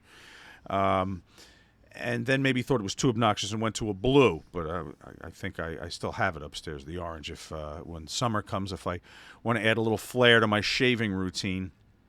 I felt I was being overcharged for razors, okay? It came down to cost, which is why I initially tried Harry's, and it did not disappoint on quality, okay? You can get a quality shave without the hassle, and we are going to give you a $3 Harry's trial set. So for $3, only $3, you're going to get the Truman Shave set, which is normally $15. But listen, even that price is phenomenal, okay? They have dozens of affordable items. It's not just the razors, okay? There's shaving creams, post-shave balm, body washes, hydrating lotions, even more. Their blades are made in their own factory in Germany, and they hold up better than ever. Guys who've tried it say that their 8th shave is as sharp as their first. And that's why they're cutting out the middleman, okay? They make the razors at their own factory. They cost as little as $2 per blade. So get a quality razor you can depend on, and they're going to deliver it straight to your door. Here's what you need to do. Get a $15 Truman Shave trial set for $3 at harrys.com/kliq, Kliq. That's harrys.com/kliq for your $3 travel set. I promise you will not be disappointed. The grip is very important to me too. They have sleek, ergonomic, weighted handles. They look great in the bathroom, and they give you precise control with each swipe. harrys.com/kliq. Oh, thinking about those luscious steaks. I could go with a little Buddy Rich right now. The ribeyes aren't. I'm just saying that the ribeyes are not fatty. Just play it under our discussion. Yeah, a little bit. Not fatty, right? Yeah, the ribeyes are like, you know, I really don't like ribeyes, but they weren't fatty at all. They were very tasty. Did you grill them outside? Yeah. Give us a little buddy. Let's see that face. That's good. Let's see That's that it. mug. That's it, babe. Let's see that clam. I hope this is 14 minutes, Kevin. That's how much I'm enjoying this right now.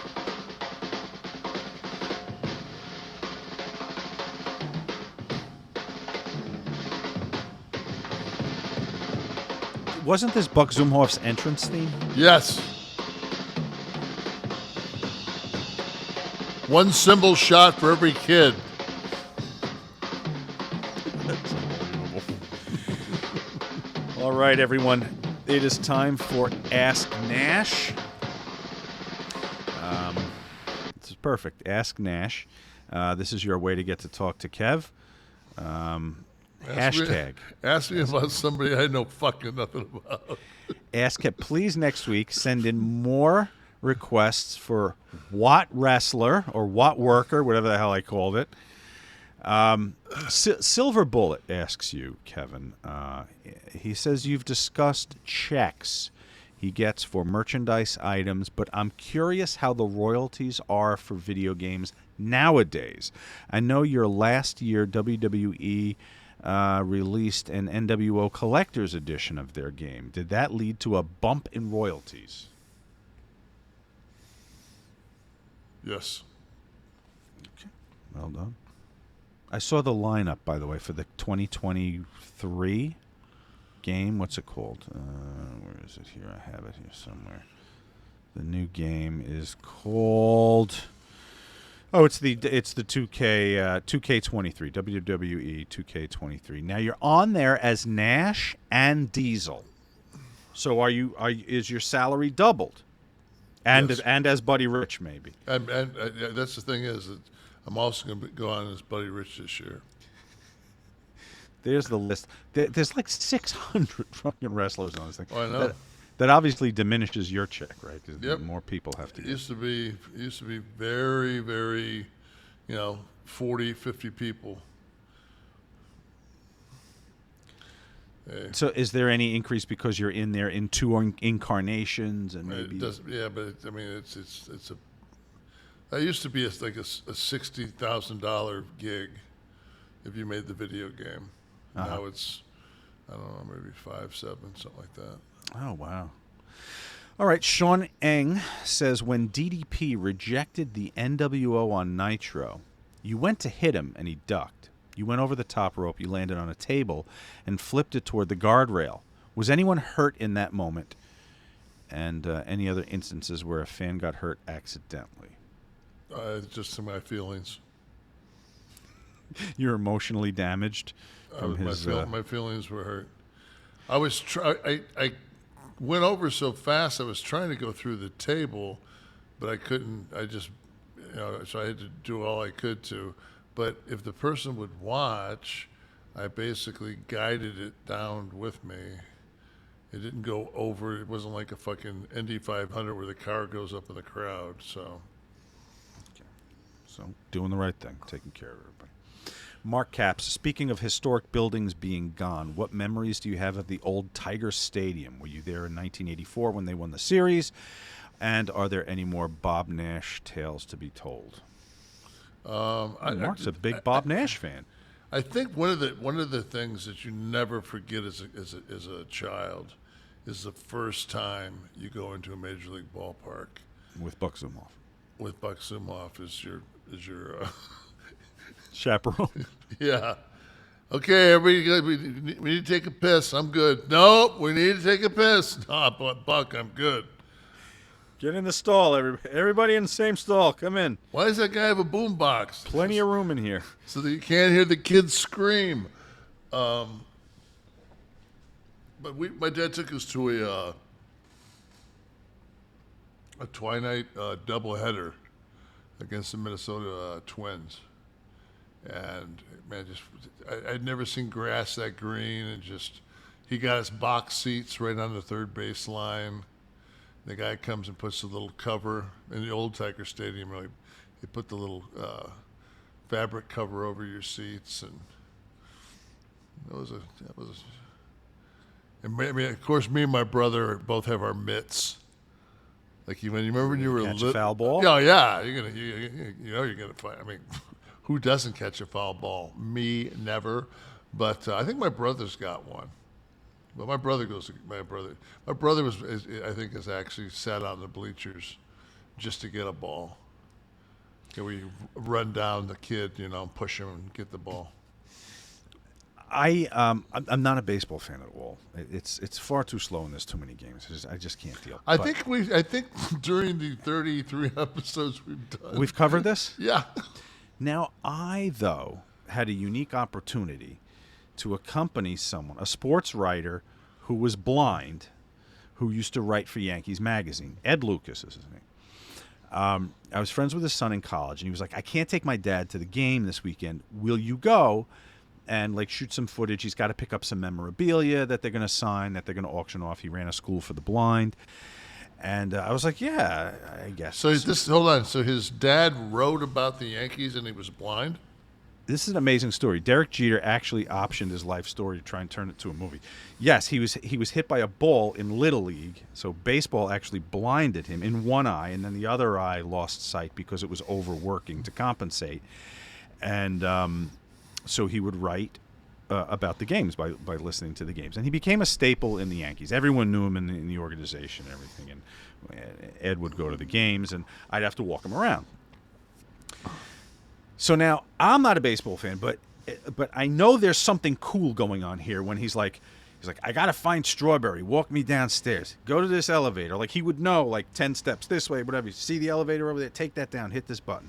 And so he's got all access. So before the game, I'm standing on the field in Yankee Stadium, waiting for Strawberry to be done with batting practice and come over and give the bat and do the thing on the video. And I remember standing there and taking a moment to look around and go, I think this is where Babe Ruth played, right? This should be historic that I'm standing on this grass. And it was no big deal to me. And I felt it should have been. Went in the locker rooms, and I'll tell you one cool thing. We go in the locker room, and he's got to find Andy Pettit, who has something for him, a ball or something. So we go in. He's like, go in. And I'm walking around. There's man ass everywhere. So everyone just walks around the locker room. So we're walking down. And he's like, keep going, keep going. He's like, now stop. He's blind now. He goes, look over there to the left. I said, yeah, it's someone's locker. There's equipment in it. He goes, look at the locker. I said, yeah. I said, there's equipment in it. There's dirt on the equipment. And then I look. It's Thurman Munson's locker. They left it as it was the last game he played before he died. So the pads are in there with mud on them and the hat, and it was left as it was that day. I thought that was I've never heard that story before. Very cool.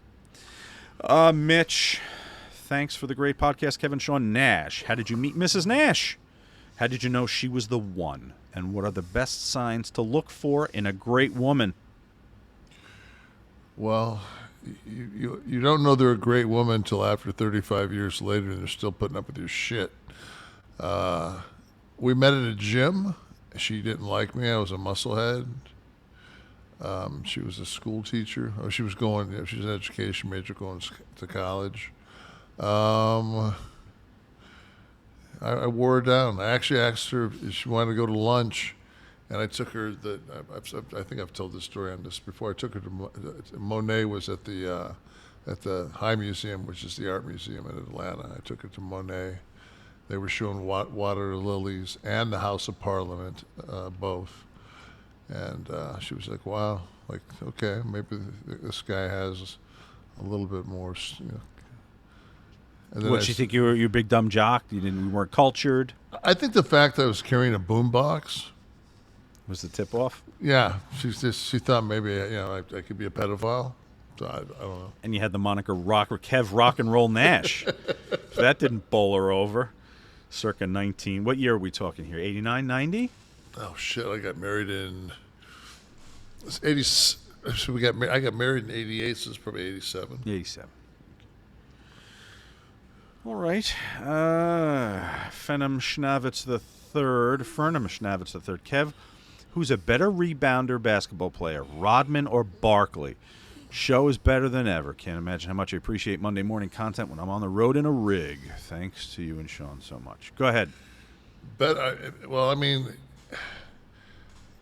if I had to pick between those two guys, I don't think I'm giving up enough in rebounding to take Rodman over the overall play I'm going to get from Barkley. Barkley was a fucking beast. People forget how fucking great Charles Barkley is. I mean, he was only maybe 6'5", maybe 6'5". But no, so Rodman's weakness on offense was enough not to. I mean,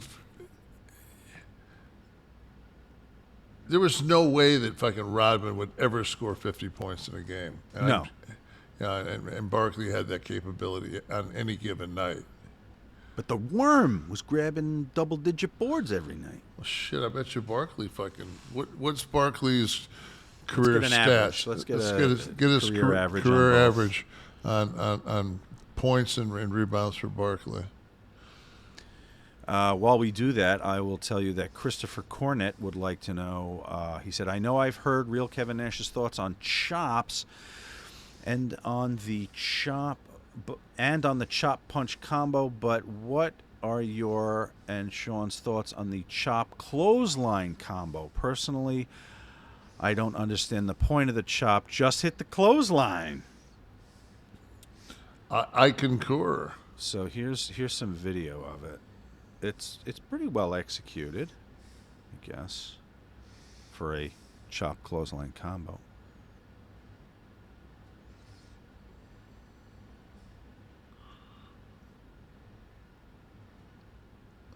She doesn't sell the chop because she's waiting for the clothesline, right? Because she has to fucking flat back on the.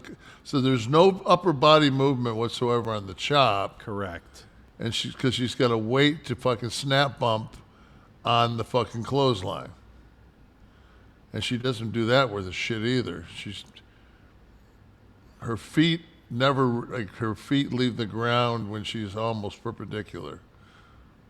Right. Got it. That girl can't work. Neither of them can work with a fuck. And the clothesline that's a forearm is what that is. There should be some shoulder in that too, I assume. Now, 11.7 rebounds for Charles. That's fucked. No, that's very respectable. Waiting to see. 23-9 probably. Let's see when we get Rodman up there working on Rodman. Gambling Guru 2235. Can you guys do an episode about the shitty food Vince would give you? Like those delicious sandwiches. He wants a whole show on it. 13.1 for Rodman. So not much of a difference. Yeah, then look at the difference in points. Right. Yeah, you're right. You're right. I mean, Barkley's definitely the way to go. Whoever wrote that article couldn't spell rebounds. 22 points and 11 rebounds and 4 assists. He is one of 4 players to ever have 20,000 points, 10,000 rebounds, and 4,000 assists. So I think that pretty much cements. I don't know shit about much, but fuck, I know basketball. So grab that. Maybe that's what when we get to fucking March Madness, we get to the fucking the tournament. We're gonna have some fun, people. Yeah, absolutely. I love me some fucking. I think March Madness is by far the greatest sporting event of all time. I agree. And as far as like organized tournaments, I think usually.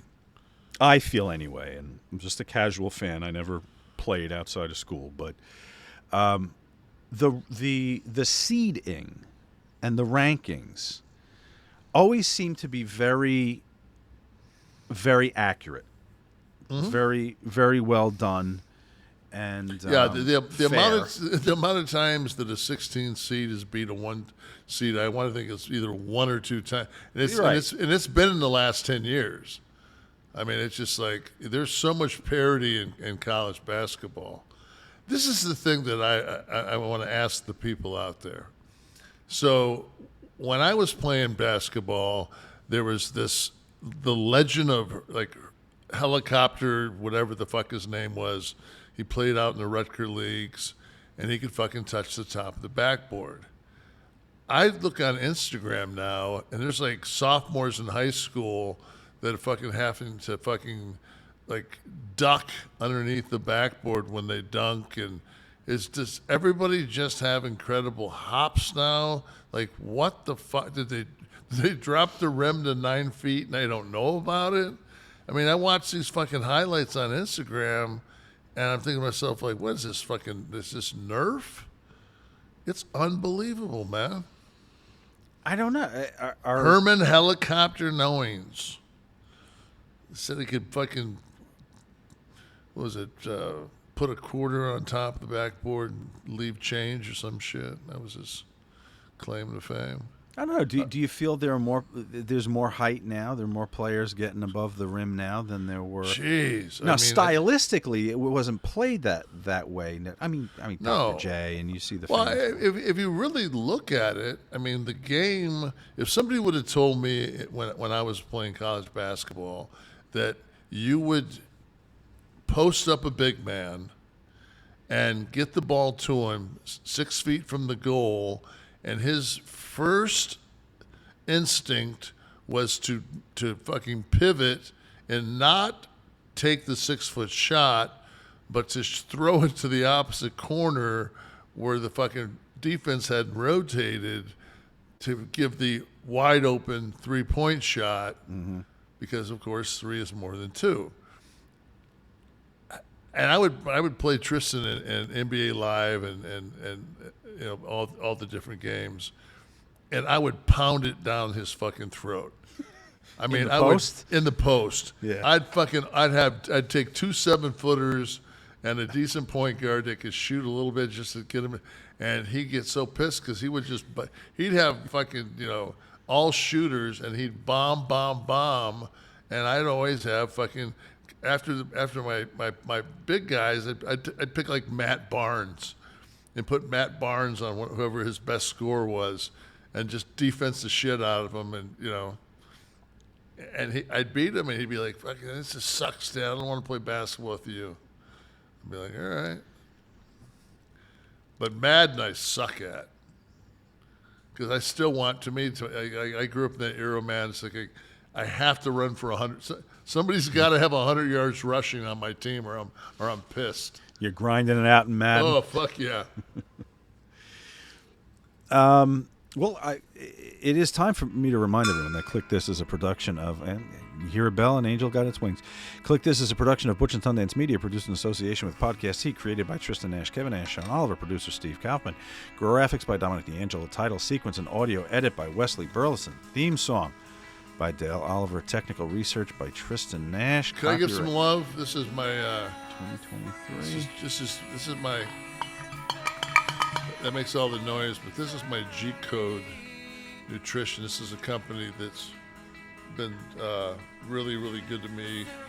Tristen was a G Code guy, and every night when I'm down here, I'm drinking some kind of concoction from G Code. They make some great products, so. That's great. They should buy some time on our show. I just gave them G Code. Yeah, if they wanted to, I'd be more than happy. Well, you just put the tip in. Let's see what happens. I'm just saying they're a great company, and that's it. How's Jackknife doing? Okay, so thank you so much for bringing that up. Okay, United States of America. That's where we are. Everybody wants legalized cannabis, and they want it recreational. Our federal government, in their wiseness, who decides not to fucking tax anybody in this fucking country. Nobody. I mean, fucking Amazon, fuck no, we're not taxing you. But if you sell cannabis, motherfuckers, you're paying 35% to the man off the top. So what you're doing is you're taking an industry that has very little profit margin if you do it right, because you're, and on top of it, it's agriculture. You have crops that don't fucking yield as well. Sometimes you have problems drying out the plants. There's a lot of waste. Yeah. Yeah, it's you think that's all A bud, and you're getting A, B, and C bud, and that C bud is getting ground up and putting it into hand rolls and everything else, and the cartel ain't taking 35% off the top. They're pushing the shit across our border, and it's cheaper for our fucking people to buy their fucking garbage than it is to buy quality fucking cannabis from your local fucking legalized tax-paying fucking producers. So everybody out there that's in the House, Senate, especially you, Joe Biden, you fucking anti-cannabis motherfucker, get on the fucking stick, make it 15%, fucking so these guys can make a profit so we can keep this fucking illegal shit out of our fucking out of our country, and so my company can make some fucking money so I can make some goddamn money. Please. Paid for by Nash for president. Kev, we doing another one next week? Fuck yeah. Until I get this fucking tax break on my fucking cannabis. We'll start the push. And you guys join us in 2 nights. Wednesday night, live audience for the taping. We'll also have fucking Zumhoff's fucking... Fuck! Buck Zumhoff's commissary number so you guys can send him some fucking Ritz crackers. Because you know that fucking pedophile ain't fucking roaming outside of his fucking protective fucking custody. It's a rough life in there. Ugh. For those short eyes. Ew, boy. Buddy, fucking play us out. Where is he? On the back of fucking Buck's ass right now is fucking some flies saying, "Get out."